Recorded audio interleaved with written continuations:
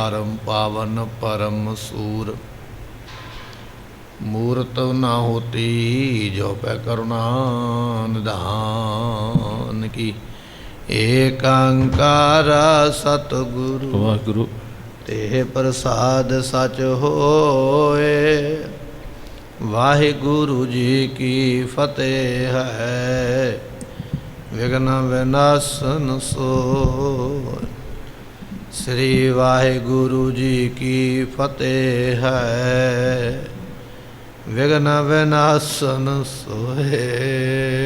जिस प्रभु ने यह जीव उपाए रक्षक होए सो बने सहाय। वाहिगुरु जी का खालसा वाहिगुरु जी की फतेह। सर्वशक्तिमान सर्व कला भरपूर जगदी जोत जाहर कला भरपूर साहिब गुरु ग्रंथ साहिब जियां दी पवित्र पावन हजूरी अंदर सुभाईमान हो रही गुरु की संगत। आप संगत ने सतगुरां दे दरबार विच बैठ के गुरबाणी दे कीर्तन सरवण करके मिलिया समा मिले स्वास सफले बना लेने। गुरु तेग बहादुर महाराज दे जीवन की कथा आपां सरवण करते हाँ। सतगुरु जी औरंगजेब की कचहरी विच बैठे हुए उन्होंने समझाउण वास्ते कि परमात्मा की चाहुंदा है। कालियां मिर्चां जड़ियां ने वो मंगवाइयां गईयां ते सतगुरु पातशाह महाराज जी कहन लगे ये 5 मण मिर्चां नूं साड़िया जावे। 2 दिन सड़दियां रहन। मिर्चां सड़ियां 3 मिर्चां साबतियां निकलियां। सतगुरु कहन लगे तू 2 धर्मां नूं मेट के एक बनाउणा चाहुंदा। परमात्मा 2 धर्म भी रखेगा तीजा भी पैदा करेगा। तीजा धर्म आउण वाले समय विच खालसा पैदा होवेगा। ये बचन औरंगजेब की कचहरी दे विच गुरु तेग बहादुर पातशाह महाराज कह रहे हैं। होर किहड़ियां गल्लां करदे वो आप अज सरवण करांगे। आओ मन दे ध्यान नूं टकाओ मिल के आखिए सतनाम श्री वाहिगुरु साहिब जी। जिस प्रभु ने यह जीव पाए। सतगुरु कहन लगे औरंगजेब तू आखदा भी मैं राजा मैं मर्जी करांगा। तेरे तो पहला पता नहीं किन्ने कु राजे दुनिया ते होए ने, किन्ने कु शक्तिशाली, किन्ने कु बल वाले राजे होए। रावण वर्गियां ने काल बन छड्डिया है। हरनाकश वर्गियां ने आख्या सानू मौत आउणी नहीं है। वो दुनिया ते अज थ्यायां थ्योंदे नहीं लभ्यां लभदे नहीं। तू भावें अज किन्ना भी ताकतवर है समा आवेगा तेरा भी अंत होना। जिस परमात्मा ने जीव पैदा किए हुण आपां सारियां नूं पैदा तो परमात्मा ने किया है। जिन्हें वो सारे जीव पैदा किए हैं परमात्मा ने। रक्षक होए सो बने सहाय। उन्हें कल्ले बनाए नहीं वो रखिया भी करता है। घमियार ने घड़ा बनाया घड़ा बना के वेचण वाले नूं वेचिया उहदी रखिया तो नहीं वो करता पिया। पर परमात्मा ने ये जिहड़े शरीरां रूपी घड़े बनाए ने इन्हां दे विच बैठा रखिया भी करता पिया। हमरी करो हाथ दै रक्षा पूरन होए चित की इच्छा। 10वें पातशाह ने तां ही ये बचन लिखे भी हाथ दे के रखिया भी करता है। गुरु तेग बहादुर पातशाह कहंदे जिन्हें जीव पैदा किए ने तू कतल करन वास्ते मारन वास्ते आखदा। जिन्हें पैदा किए उन्हें इन्हां दी सहायता भी करनी है उन्हें इन्हां नूं बचाउणा भी है। ऐसा वो समर्थ है। अपर विखै क्या शक्ति है। परमात्मा तो बिना औरंगजेब किसी व्यक्ति विच इन्नी शक्ति नहीं भी वो परमात्मा की बनाई कुदरत नूं मेट सके।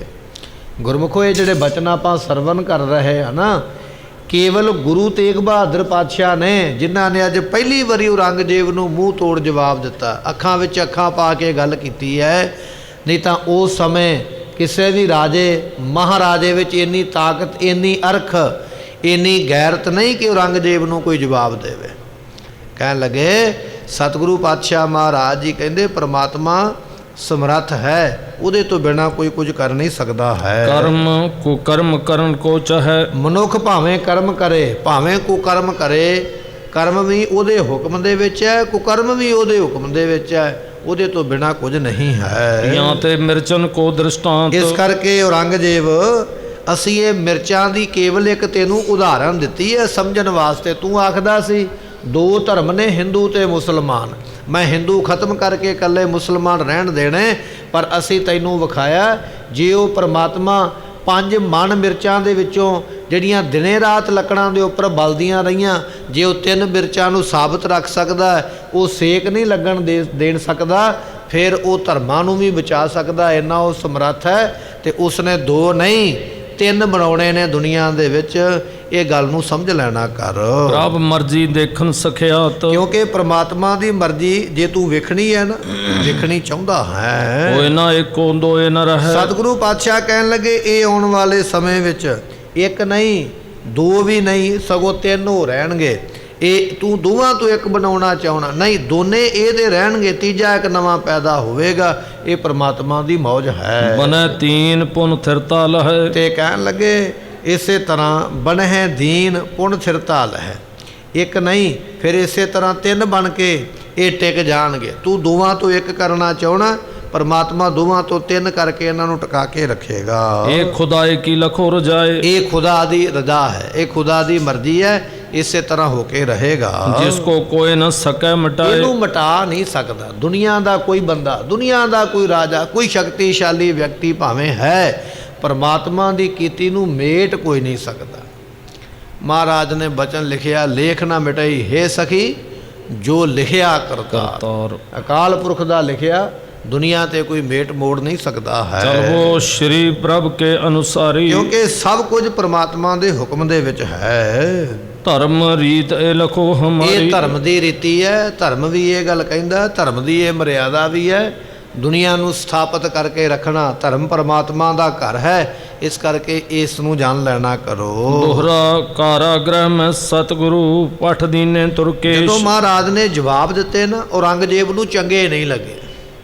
ਉਹਨੂੰ ਖੁਸ਼ਾਮਦ ਕਰਨ ਵਾਲੇ ਬੰਦੇ ਚਾਹੀਦੇ, ਉਹਨੂੰ ਚਾਪਲੂਸੀ ਕਰਨ ਵਾਲੇ ਚਾਹੀਦੇ। ਗੁਰੂ ਪਾਤਸ਼ਾਹ ਦੇ ਸੱਚੇ ਬਚਨ ਕਿਉਂ ਚੰਗੇ ਲੱਗਣਗੇ? ਆਪਣੇ ਸਿਪਾਹੀਆਂ ਨੂੰ ਹੁਕਮ ਦਿੱਤਾ, ਕਹਿਣ ਲੱਗਾ ਮਹਾਰਾਜ ਨੂੰ ਕੈਦਖਾਨੇ ਵਿੱਚ ਲੈ ਜਾਓ, ਇਹਨਾਂ ਨੂੰ ਕੈਦ ਵਿੱਚ ਜਾ ਕੇ ਰੱਖਣਾ ਕਰੋ। ਹਿਰਦੇ ਵਿਚਾਰ ਉਚਾਰ ਤੋਂ ਬੈਠੀ ਸਭਾ ਅਸ਼ੇਸ਼। ਸਤਿਗੁਰੂ ਪਾਤਸ਼ਾਹ ਮਹਾਰਾਜ ਚਲੇ ਗਏ। ਕਚਹਿਰੀ ਦੇ ਵਿੱਚੋਂ ਅੱਗੇ ਅੱਗੇ ਸਿਪਾਹੀ ਤੁਰੇ ਜਾਂਦੇ ਸਤਿਗੁਰਾਂ ਨੂੰ ਨਾਲ ਲੈ ਕੇ ਜੇਲ੍ਹ ਵਿੱਚ ਲਿਜਾਣ ਵਾਸਤੇ। ਸਤਿਗੁਰੂ ਕੈਦਖਾਨੇ ਨੂੰ ਚਲੇ ਗਏ। ਹੁਣ ਔਰੰਗਜ਼ੇਬ ਇਕੱਲਾ ਕਚਹਿਰੀ ਵਿੱਚ ਆਪਣੇ ਵਜ਼ੀਰਾਂ ਵਿੱਚ ਬੈਠਾ, ਉਹਨਾਂ ਨਾਲ ਸਲਾਹ ਕਰਨ ਲੱਗਾ ਵੀ ਸਤਿਗੁਰੂ ਤੇ ਮੰਨਦੇ ਨਹੀਂ ਇਸ ਗੱਲ ਨੂੰ ਜਿਹੜੀ ਆਪਾਂ ਮਨਾਉਣੀ ਚਾਹੁੰਦੇ ਹਾਂ। ਸਤਿਗੁਰੂ ਮੰਨਦੇ ਨਹੀਂ, ਹੁਣ ਆਪਾਂ ਨੂੰ ਕੀ ਕਰਨਾ ਚਾਹੀਦਾ? ਇਹ ਔਰੰਗਜ਼ੇਬ ਆਪਣੇ ਮੰਤਰੀਆਂ ਨਾਲ ਸਲਾਹ ਕਰਦਾ ਹੈ। ਚੌਪਈ ਇਹ ਹਿੰਦੂਨ ਕੋ ਗੁਰੂ ਕਹਾਵੇ। ਇਹ ਆਪਣੇ ਆਪ ਨੂੰ ਹਿੰਦੂਆਂ ਦਾ ਗੁਰੂ ਆਖਦੇ, ਸਿੱਖਾਂ ਦਾ ਗੁਰੂ ਆਪਣੇ ਆਪ ਨੂੰ ਕਹਿੰਦੇ ਹਨ। ਅਜ਼ਮਤ ਇਸ ਮੈਂ ਦ੍ਰਿਸ਼ਟ ਸੋ ਆਵੇ। ਸਾਨੂੰ ਲੱਗਦਾ ਵੀ ਇਹਦੇ ਵਿੱਚ ਕਰਾਮਾਤਾਂ ਨੇ। ਔਰੰਗਜ਼ੇਬ ਨੂੰ ਸਮਝ ਆ ਗਈ ਹੈ। ਕਹਿਣ ਲੱਗਾ ਵੀ ਇਹਨਾਂ ਦੀ ਗੱਲਬਾਤ ਤੋਂ, ਜਿਵੇਂ ਇਹਨਾਂ ਨੇ ਮਿਰਚਾਂ 3 ਵਿਖਾ ਦਿੱਤੀਆਂ, ਸਾਬਤ ਰੱਖ ਕੇ ਸੜਨ ਨਹੀਂ ਦਿੱਤੀਆਂ, ਇੱਥੋਂ ਪਤਾ ਲੱਗਦਾ ਵੀ ਇਹਨਾਂ ਵਿੱਚ ਕਰਾਮਾਤ ਤੇ ਕੋਈ ਹੈ, ਸ਼ਕਤੀ ਤੇ ਕੋਈ ਇਹਨਾਂ ਵਿੱਚ ਹੈ। ਅਗਨ ਬ੍ਰਿੰਦ ਮੈਂ ਮਿਰਚਾ ਤੀਰ। ਕਿਉਂ? ਇੰਨੀ ਅੱਗ ਦੇ ਵਿੱਚ ਹਜ਼ਾਰਾਂ ਮਣ ਲੱਕੜਾਂ ਸੜ ਗਈਆਂ, ਵੱਡੀਆਂ ਵੱਡੀਆਂ ਮੋਟੀਆਂ ਮੋਟੀਆਂ ਲੱਕੜਾਂ ਸੜ ਕੇ ਸੁਆਹ ਹੋ ਗਈਆਂ, ਪਰ 3 ਮਿਰਚਾਂ ਉਹਨਾਂ ਲੱਕੜਾਂ ਵਿੱਚ ਨਹੀਂ ਸੜੀਆਂ, ਬਿਲਕੁਲ ਬਚ ਗਈਆਂ। ਇਹ ਕਰਾਮਾਤ ਹੀ ਹੈ। ਕਰਾਮਾਤ ਤੋਂ ਬਿਨਾਂ ਕੀ ਹੋ ਸਕਦਾ? ਇਹਨਾਂ ਨੇ ਕਰਾਮਾਤ ਕੀਤੀ ਹੈ। ਜਲਨ ਨਾ ਦਈ ਦਿਖਾਵਨ ਕੀਨ। ਸਾਨੂੰ ਇਹਨਾਂ ਨੇ ਵਿਖਾ ਦਿੱਤਾ ਵੀ ਜਿਵੇਂ ਅਸੀਂ ਹਜ਼ਾਰਾਂ ਮਣ ਲੱਕੜਾਂ ਦੇ ਵਿੱਚੋਂ ਜਾਂ 5 ਮਣ ਮਿਰਚਾਂ ਦੇ ਵਿੱਚੋਂ 3 ਮਿਰਚਾਂ ਸਾਬਤ ਤੇ ਬਚਾ ਕੇ ਰੱਖ ਸਕਦੇ ਹਾਂ, ਇਸੇ ਤਰ੍ਹਾਂ ਅਸੀਂ ਧਰਮ ਵੀ ਬਚਾ ਸਕਦੇ ਹਾਂ। ਇਹ ਇਹਨਾਂ ਨੇ ਸਾਨੂੰ ਕਰਾਮਾਤ ਆਪਣੀ ਜਨਾਈ ਹੈ। ਅਪਰ 5 ਮਨ ਸਗਰੀ ਜਰੀ। ਕਿਉਂਕਿ 5 ਮਣ ਮਿਰਚਾਂ, ਕਾਲੀਆਂ ਮਿਰਚਾਂ 5 ਮਣ ਥੋੜੀਆਂ ਨਹੀਂ, ਬੜੀਆਂ ਬਹੁਤੀਆਂ ਨੇ। ਬਾਕੀ ਸਾਰੀਆਂ 5 ਮਣ ਮਿਰਚਾਂ ਸੜ ਗਈਆਂ, ਪਰ 3 ਮਿਰਚਾਂ ਇਹਨਾਂ ਨੇ ਉਹਨਾਂ ਮਿਰਚਾਂ ਵਿੱਚੋਂ ਬਚਾ ਲਈਆਂ ਹਨ। ਬਿਨਾਂ ਤੀਨ ਤੇ ਇੱਕ ਨਾ ਉਭਰੀ। ਤੇ ਪਰ ਕਹਿਣ ਲੱਗੇ ਵੀ ਉਹਨਾਂ ਦੇ ਵਿੱਚੋਂ 3 ਹੀ ਬਚੀਆਂ, ਬਾਕੀ ਕਿਉਂ ਨਹੀਂ ਬਚੀਆਂ? ਮੰਨ ਲਓ ਕਿ ਜੇ 5 ਮਣ ਮਿਰਚਾਂ ਸੜਦੀਆਂ ਜਾਂ ਤੇ ਸਾਰੀਆਂ ਸੜ ਜਾਂਦੀਆਂ, ਜੇ ਸਾਰੀਆਂ ਨਹੀਂ ਸੜੀਆਂ ਫਿਰ 3 ਹੀ ਕਿਉਂ ਬਚੀਆਂ? 10 ਵੀ ਬਚ ਸਕਦੀਆਂ, ਕਿਲੋ ਵੀ ਬਚ ਸਕਦੀਆਂ, 5 ਕਿਲੋ ਵੀ ਬਚ ਸਕਦੀਆਂ ਸਨ, 5 ਸੇਰ ਬਚ ਜਾਂਦੀਆਂ, ਅੱਧਾ ਮਣ ਬਚ ਜਾਂਦੀਆਂ, 3 ਹੀ ਕਿਉਂ ਬਚੀਆਂ? ਉਹ ਕਾਰਨ ਇਹ ਹੈ ਵੀ ਗੁਰੂ ਤੇਗ ਬਹਾਦਰ ਮਹਾਰਾਜ ਜੀਆਂ ਨੇ ਜਾਣ ਬੁੱਝ ਕੇ 3 ਮਿਰਚਾਂ ਬਚਾਈਆਂ, ਸਾਨੂੰ ਦੱਸਣ ਵਾਸਤੇ ਵੀ 3 ਧਰਮ ਦੁਨੀਆ ਤੇ ਰਹਿਣੇ ਨੇ। ਇਹ ਗੁਰੂ ਤੇਗ ਬਹਾਦਰ ਪਾਤਸ਼ਾਹ ਦੀ ਕਰਾਮਾਤ ਹੈ। ਕਰਾਮਾਤ ਇਹ ਨਹੀਂ ਦਿਖਾਵੇ। ਪਰ ਇਹ ਕਰਾਮਾਤ ਵਿਖਾਉਣਗੇ ਨਹੀਂ, ਗੁਪਤ ਰੂਪ ਵਿੱਚ ਵਿਖਾਈ ਹੈ, ਪ੍ਰਤੱਖ ਇਹਨਾਂ ਨੇ ਨਹੀਂ ਵਿਖਾਉਣੀ ਹੈ। ਪਾਠ ਕਲਮਨ ਸ਼ਰਮ ਨਾ ਇਹਨਾਂ ਨੇ ਕਲਮਾ ਪੜ੍ਹਨਾ, ਲਾ ਇਲਾ ਇਲੱਲਾ, ਇਹ ਜੋ ਕਲਮਾ ਇਹਨਾਂ ਨੇ ਪੜ੍ਹਨਾ ਕੋਈ ਨਹੀਂ ਹੈ। ਨਾ ਇਹਨਾਂ ਨੇ ਸਾਡੀ ਸ਼ਰ੍ਹਾ ਵਿੱਚ ਆਉਣਾ, ਨਾ ਇਹਨਾਂ ਨੇ ਮੁਸਲਮਾਨ ਬਣਨਾ। ਇਹਨਾਂ ਦੀ ਗੱਲ ਤੋਂ, ਕਿਉਂਕਿ ਰਾਜੇ ਬੜੇ ਚਲਾਕ ਹੁੰਦੇ, ਰਾਜੇ ਬੜੇ ਤੇਜ਼ ਹੁੰਦੇ। ਰਾਜੇ ਔਰ ਔਰੰਗਜ਼ੇਬ ਨੇ ਇਹ ਗੱਲ ਸਮਝ ਲਈ ਹੈ। ਸਤਿਗੁਰਾਂ ਦੇ ਨਾਲ ਗੱਲਬਾਤ ਕਰਕੇ, ਮਹਾਰਾਜ ਦੀ ਤੱਕਣੀ ਵੇਖ ਕੇ, ਮਹਾਰਾਜ ਦਾ ਬੋਲਬਾਲਾ ਵੇਖ ਕੇ ਔਰੰਗਜ਼ੇਬ ਕਹਿਣ ਲੱਗਾ ਵੀ ਇਹਨਾਂ ਨੇ ਮੁਸਲਮਾਨ ਕੋਈ ਨਹੀਂ ਜੇ ਬਣਨਾ। ਮੈਂ ਇਹਨਾਂ ਦੀ ਗੱਲ ਤੋਂ ਹਿਸਾਬ ਲਾ ਲਿਆ, ਇਹਨਾਂ ਨੇ ਕਰਾਮਾਤ ਵੀ ਕੋਈ ਨਹੀਂ ਜੇ ਵਿਖਾਉਣੀ। ਮੈਨੂੰ ਇਹਨਾਂ ਗੱਲਾਂ ਤੋਂ ਪਤਾ ਲੱਗਾ ਹੈ ਆਪਣੇ ਹੱਠ ਕੋ ਦ੍ਰਿੜ ਕਰ ਪਾਲੇ, ਕਿਉਂਕਿ ਇਹਨਾਂ ਨੇ ਆਪਣਾ ਹੱਠ ਜਿਹੜਾ ਇਹਨਾਂ ਨੇ ਪ੍ਰਣ ਕੀਤਾ ਨਾ ਵੀ ਸਾਡਾ ਸਿਰ ਤੇ ਜਾਏਗਾ, ਸੀਸ ਤੇ ਜਾਏਗਾ, ਪਰ ਅਸੀਂ ਧਰਮ ਨਹੀਂ ਛੱਡਾਂਗੇ, ਬਚਨ ਨਹੀਂ ਹਾਰਾਂਗੇ। ਔਰੰਗਜ਼ੇਬ ਕਹਿੰਦਾ ਮੈਨੂੰ ਸਮਝ ਲੱਗ ਗਈ ਹੈ, ਜਿਹੜਾ ਮੈਂ ਕਰਾਰਨਾਮਾ ਕੀਤਾ ਨਾ ਹਿੰਦੂਆਂ ਦੇ ਨਾਲ ਵੀ ਜੇ ਗੁਰੂ ਤੇਗ ਬਹਾਦਰ ਪਾਤਸ਼ਾਹ ਮੁਸਲਮਾਨ ਬਣੇ ਤੇ ਸਾਰੇ ਹਿੰਦੂ ਮੁਸਲਮਾਨ ਬਣਨਗੇ, ਜੇ ਗੁਰੂ ਤੇਗ ਬਹਾਦਰ ਪਾਤਸ਼ਾਹ ਮੁਸਲਮਾਨ ਨਾ ਬਣੇ ਤੇ ਬਾਕੀ ਹਿੰਦੂਆਂ ਨੂੰ ਮੁਸਲਮਾਨ ਨਹੀਂ ਬਣਾਇਆ ਜਾਵੇਗਾ। ਇਹ ਜਿਹੜਾ ਮੈਂ ਕਰਾਰਨਾਮਾ ਕਰ ਬੈਠਾ ਹਾਂ, ਇਹ ਮੈਂ ਗਲਤੀ ਕਰ ਬੈਠਾ। ਪਹਿਲਾਂ ਹੀ ਸਮਝ ਆ ਗਈ, ਸੋਝੀ ਆ ਗਈ ਵੀ ਗੁਰੂ ਤੇਗ ਬਹਾਦਰ ਪਾਤਸ਼ਾਹ ਨੇ ਮੁਸਲਮਾਨ ਨਹੀਂ ਬਣਨਾ ਤੇ ਮਹਾਰਾਜ ਦਾ ਨਾਮ ਲੈ ਕੇ ਬਾਕੀ ਹਿੰਦੂਆਂ ਨੇ ਵੀ ਵੱਧ ਜਾਣਾ ਹੈ। ਇਹ ਮੈਨੂੰ ਲੱਗਦਾ ਵੀ ਇਹ ਮੇਰੀ ਗੱਲ ਪੂਰੀ ਹੋਣੀ ਨਹੀਂ ਹੈ। ਕਹੇ ਹਮਾਰੇ ਪਰ ਨਾ ਚੱਲ, ਕਿਉਂਕਿ ਗੁਰੂ ਤੇਗ ਬਹਾਦਰ ਪਾਤਸ਼ਾਹ ਨੇ ਸਾਡੇ ਕਹਿ ਮੁਤਾਬਕ ਨਹੀਂ ਚੱਲਣਾ। ਔਰੰਗਜ਼ੇਬ ਬੜਾ ਸ਼ਾਤਰ ਦਿਮਾਗ, ਬੜਾ ਚਲਾਕ ਹੈ। ਮਹਾਰਾਜ ਦੇ ਬਚਨ ਸੁਣ ਕੇ ਸਮਝ ਗਿਆ ਮਹਾਰਾਜ ਨੇ ਸਾਡੇ ਕਹਿ ਵਿੱਚ ਨਹੀਂ ਰਹਿਣਾ ਹੈ। ਭਇਓ ਕੈਦ ਦੁਖ ਲਹਿਕ ਭਾਵੇਂ ਅਸੀਂ ਇਹਨੂੰ ਕੈਦ ਕਰ ਲਈਏ, ਮਹਾਰਾਜ ਦਾ ਦ੍ਰਿੜ ਇਰਾਦਾ ਵੇਖ ਕੇ ਨਾ, ਪੱਕਾ ਇਰਾਦਾ ਵੇਖ ਕੇ ਔਰੰਗਜ਼ੇਬ ਸਮਝ ਗਿਆ ਭਾਵੇਂ ਇਹਨਾਂ ਨੂੰ ਕੈਦ ਵਿੱਚ ਰੱਖ ਕੇ ਅਸੀਂ ਭੁੱਖੇ ਰੱਖੀਏ, ਪਿਆਸੇ ਰੱਖੀਏ, ਭਾਵੇਂ ਪੁੱਠਾ ਲਟਕਾ ਦਈਏ, ਭਾਵੇਂ ਕਈ ਤਰ੍ਹਾਂ ਦਾ ਤਸ਼ੱਦਦ ਕਰੀਏ ਇਹਨਾਂ ਦੇ ਉੱਪਰ, ਮੈਂ ਇਹ ਗੱਲ ਸਮਝ ਗਿਆ ਹਾਂ ਇਹਨਾਂ ਨੇ ਸਾਡੇ ਕਹਿ ਵਿੱਚ ਨਹੀਂ ਆਉਣਾ, ਇਹਨਾਂ ਨੇ ਸਾਡੇ ਆਖੇ ਨਹੀਂ ਲੱਗਣਾ ਹੈ। ਤਉ ਨਾ ਮਾਨਤ ਹੈ ਇੱਕ ਬੇਰਾ, ਇਹਨਾਂ ਨੇ ਮੰਨਣਾ ਨਹੀਂ, ਇੱਕ ਵਾਰੀ ਵੀ ਇਹ ਗੱਲ ਨਹੀਂ ਮੰਨਣੀ ਵੀ ਅਸੀਂ ਮੁਸਲਮਾਨ ਬਣਨ ਵਾਸਤੇ ਤਿਆਰ ਹਾਂ। ਇਹ ਗੁਰੂ ਤੇਗ ਬਹਾਦਰ ਪਾਤਸ਼ਾਹ ਨਹੀਂ ਮੰਨਣਗੇ। ਸੁਣ ਕਰ ਸ਼ਰ੍ਹਾ ਫਾਸ ਕੇ ਬੰਦੇ, ਜਦੋਂ ਔਰੰਗਜ਼ੇਬ ਨੇ ਇਹ ਗੱਲਾਂ ਕਹੀਆਂ ਨਾ ਤੇ ਕਚਹਿਰੀ ਦੇ ਵਿੱਚ ਬੜੇ ਬੜੇ ਕਾਜੀ ਬੈਠੇ, ਮੁਲਾਣੇ ਬੈਠੇ ਹੋਏ, ਧਾਰਮਿਕ ਵਿਦਿਆ ਪੜ੍ਹਨ ਵਾਲੇ। ਅਸਲ ਵਿੱਚ ਦੁਨੀਆ ਨੂੰ ਖਤਰਾ ਧਰਮ ਤੋਂ ਨਹੀਂ, ਦੁਨੀਆ ਨੂੰ ਖਤਰਾ ਧਾਰਮਿਕ ਬੰਦੇ ਤੋਂ ਹੈ। ਧਰਮ ਨਹੀਂ ਕਹਿੰਦਾ ਵੀ ਕਿਸੇ ਨੂੰ ਮਾਰੋ, ਨਸ਼ਟ ਕਰੋ, ਪਰ ਧਰਮ ਦੇ ਵਿੱਚ ਰਹਿਣ ਵਾਲੇ ਧਾਰਮਿਕ ਬੰਦੇ ਕਹਿੰਦੇ ਨੇ ਵੀ ਦੁਨੀਆ ਨੂੰ ਖਤਮ ਕਰਨਾ ਚਾਹੀਦਾ। ਇਸਲਾਮ ਧਰਮ ਦੇ ਆਪਣੇ ਆਪ ਨੂੰ ਧਾਰਮਿਕ ਅਖਵਾਉਂਦੇ ਕਾਜੀ ਤੇ ਮੁਲਾਣੇ ਸ਼ਰ੍ਹਾ ਦੇ ਬੱਧੇ ਹੋਏ, ਇਹ ਖਤਰਾ ਨੇ ਦੂਜਿਆਂ ਦੇ ਵਾਸਤੇ। ਔਰੰਗਜ਼ੇਬ ਨੂੰ ਕਹਿਣ ਲੱਗੇ ਹਨ ਨੌ ਰੰਗ ਸੰਗ ਭਨੈ ਮਤ, ਇਹ ਜਿਹੜੇ ਮੰਦੀ ਮਤ ਵਾਲੇ ਨੇ ਨਾ ਕਾਜੀ ਤੇ ਮੁਲਾਣੇ, ਹੁਣ ਔਰੰਗਜ਼ੇਬ ਨੂੰ ਚੁੱਕਣ ਲੱਗ ਪਏ, ਚੁੱਕਣਾ ਦੇਣ ਲੱਗ ਪਏ। ਕਹਿਣ ਲੱਗੇ ਹੌਸਲਾ ਕਾਹਤੋਂ ਹਾਰਦਾ, ਏਡਾ ਵੱਡਾ ਤੂੰ ਬਾਦਸ਼ਾਹ, ਇੰਨੀ ਤੇਰੇ ਕੋਲ ਤਾਕਤ, ਇੰਨੀਆਂ ਫੌਜਾਂ, ਇੰਨਾ ਧਨ ਸ਼ਬਾਬ ਤੇਰੇ ਕੋਲ ਹੈ, ਇੱਕ ਗੁਰੂ ਨਹੀਂ ਸਾਡੇ ਤੋਂ ਮੰਨੇਗਾ। ਤੂੰ ਪਹਿਲੀ ਮੁਲਾਕਾਤ ਵਿੱਚ ਹੀ ਇਹ ਗੱਲ ਕਹਿ ਦਿੱਤੀ ਹੈ ਵੀ ਗੁਰੂ ਨੇ ਨਹੀਂ ਮੰਨਣਾ ਮੁਸਲਮਾਨ ਹੋਣ ਵਾਸਤੇ। ਤੂੰ ਇਹ ਵੀ ਗੱਲ ਕਹਿ ਦਿੱਤੀ ਹੈ ਵੀ ਗੁਰੂ ਨੇ ਕਰਾਮਾਤ ਕੋਈ ਨਹੀਂ ਵਿਖਾਉਣੀ ਹੈ। ਤੂੰ ਇਹ ਵੀ ਗੱਲ ਕਹੀ ਹੈ ਵੀ ਇਹਨਾਂ ਨੇ 3 ਮਿਰਚਾਂ ਸਾਬਤ ਰੱਖੀਆਂ, 3 ਧਰਮ ਵੀ ਇਹਨਾਂ ਨੇ ਬਣਾ ਦੇਣੇ। ਔਰੰਗਜ਼ੇਬ ਤੂੰ ਇੰਨਾ ਕਮਜ਼ੋਰ ਪੈ ਗਿਆ, ਇੱਕੇ ਮੁਲਾਕਾਤ ਵਿੱਚ ਹੀ ਤੂੰ ਹਥਿਆਰ ਸੁੱਟ ਦਿੱਤੇ ਵੀ ਇਹ ਕੁਝ ਨਹੀਂ ਹੋਣਾ। ਡਰ ਨਾ, ਅਸੀਂ ਤੇਰੇ ਨਾਲ ਹਾਂ। ਇਸ ਤਰ੍ਹਾਂ ਜਿਹੜੇ ਕਾਜੀ ਨੇ ਨਾ, ਉਹ ਬਾਦਸ਼ਾਹ ਨੂੰ ਹੋਰ ਉਤਸ਼ਾਹ ਦਿੰਦੇ ਪਏ, ਹੋਰ ਉਹਨੂੰ ਬਲ ਦਿੰਦੇ ਪਏ, ਹੋਰ ਉਹਨੂੰ ਚੁੱਕਣਾ ਦਿੰਦੇ ਵੀ ਇਹ ਹੋਰ ਵੈਰ ਕਰੇ। ਇਸ ਤਰ੍ਹਾਂ ਆਖਦੇ ਹਨ ਰੱਖੋ ਕੈਦ ਤਾੜ ਨਾ ਲਹੈ। ਕਹਿਣ ਲੱਗੇ ਆਪਾਂ ਗੁਰੂ ਦੇ ਬਚਨ ਸੁਣੇ ਨੇ ਨਾ, ਪਰ ਅਜੇ ਆਪਾਂ ਸਜ਼ਾ ਤੇ ਕੋਈ ਨਹੀਂ ਨਾ ਦਿੱਤੀ। ਗੁਰੂ ਨੂੰ ਸਜ਼ਾ ਦਈਏ, ਭਿਆਨਕ ਤੋਂ ਭਿਆਨਕ ਸਜ਼ਾ ਦਈਏ, ਇਹੋ ਜੀ ਸਜ਼ਾ ਦਈਏ, ਇਹੋ ਜਿਹਾ ਦੁੱਖ ਦਈਏ ਵੀ ਦੁੱਖ ਦੇ ਵਿੱਚ, ਕੈਦ ਵਿੱਚ ਗੁਰੂ ਫਸ ਜਾਵੇ, ਦੁੱਖ ਝੱਲਿਆ ਨਾ ਜਾਵੇ। ਇਹੋ ਜਿਹਾ ਕਸ਼ਟ ਆਪਾਂ ਨੂੰ ਦੇਣਾ ਚਾਹੀਦਾ ਹੈ। ਸਰਵ ਪ੍ਰਕਾਰ ਕਠਨ ਹੋਏ ਰਹੇ, ਕਿਉਂਕਿ ਸਾਰੇ ਤਰੀਕਿਆਂ ਦੇ ਨਾਲ ਆਪਾਂ ਨੂੰ ਗੁਰੂ ਦੇ ਨਾਲ ਕਠਨ ਹੋਣਾ ਪੈਣਾ। ਰੋਟੀ ਤੋਂ ਲੈ ਕੇ, ਪਾਣੀ ਤੋਂ ਲੈ ਕੇ, ਸਜ਼ਾ ਦੇਣ ਤੱਕ, ਸੌਣ ਤੋਂ ਲੈ ਕੇ ਬੈਠਣ ਤੱਕ, ਜਿੰਨੀਆਂ ਸਜ਼ਾਵਾਂ ਨੇ ਸਾਰੀਆਂ ਸਾਨੂੰ ਗੁਰੂ ਨੂੰ ਦੇਣੀਆਂ ਪੈਣਗੀਆਂ। ਫਿਰ ਇਹਨਾਂ ਦਾ ਹਾਠ ਟੁੱਟੇਗਾ, ਫਿਰ ਇਹਨਾਂ ਦਾ ਪ੍ਰਣ ਟੁੱਟੇਗਾ, ਫਿਰ ਇਹ ਸਾਡੀ ਗੱਲ ਮੰਨਣਗੇ, ਪਰ ਉਹਦੇ ਵਾਸਤੇ ਸਾਨੂੰ ਤਕੜੇ ਹੋਣਾ ਪੈਣਾ। ਇਸ ਤਰ੍ਹਾਂ ਜਿਹੜੇ ਮੁਲਾਣੇ ਨੇ ਉਹ ਆਖਦੇ ਹਨ ਮਿਲਵੇ ਦੇਹੁ ਨ ਕਿਸਕੇ ਸੰਗ। ਸਤਿਗੁਰਾਂ ਨੂੰ ਪਹਿਲੀ ਸਜ਼ਾ ਇਹ ਦੇਵੋ। ਹੁਣ ਸਜ਼ਾ ਦੇਣ ਲੱਗੇ ਨੇ। ਆਪਾਂ ਇਹ ਬਚਨ ਪੜ੍ਹਦੇ ਨਾ, ਮਹਾਰਾਜ ਨੂੰ ਕੈਦ ਕੀਤਾ, ਬਸ ਇੱਥੇ ਹੀ ਗੱਲ ਖਤਮ ਹੋ ਜਾਂਦੀ, ਅੱਗੇ ਸਾਨੂੰ ਕੁਝ ਨਹੀਂ ਪਤਾ। ਸਜ਼ਾਵਾਂ ਕਿਹੜੀਆਂ ਦਿੱਤੀਆਂ? ਪਹਿਲੀ ਸਜ਼ਾ ਇਹ ਦਿੱਤੀ ਹੈ, ਗੁਰੂ ਤੇਗ ਬਹਾਦਰ ਪਾਤਸ਼ਾਹ ਨੂੰ ਅੱਜ ਤੋਂ ਬਾਅਦ ਕੋਈ ਵੀ ਮਿਲ ਨਹੀਂ ਸਕਦਾ। ਨਾ ਉਹਨਾਂ ਦਾ ਕੋਈ ਆਪਣਾ ਸਿੱਖ, ਨਾ ਕੋਈ ਸ਼ਰਧਾਲੂ, ਨਾ ਕੋਈ ਸੰਗਤ ਵਿੱਚੋਂ, ਨਾ ਕੋਈ ਪਰਿਵਾਰ ਵਿੱਚੋਂ।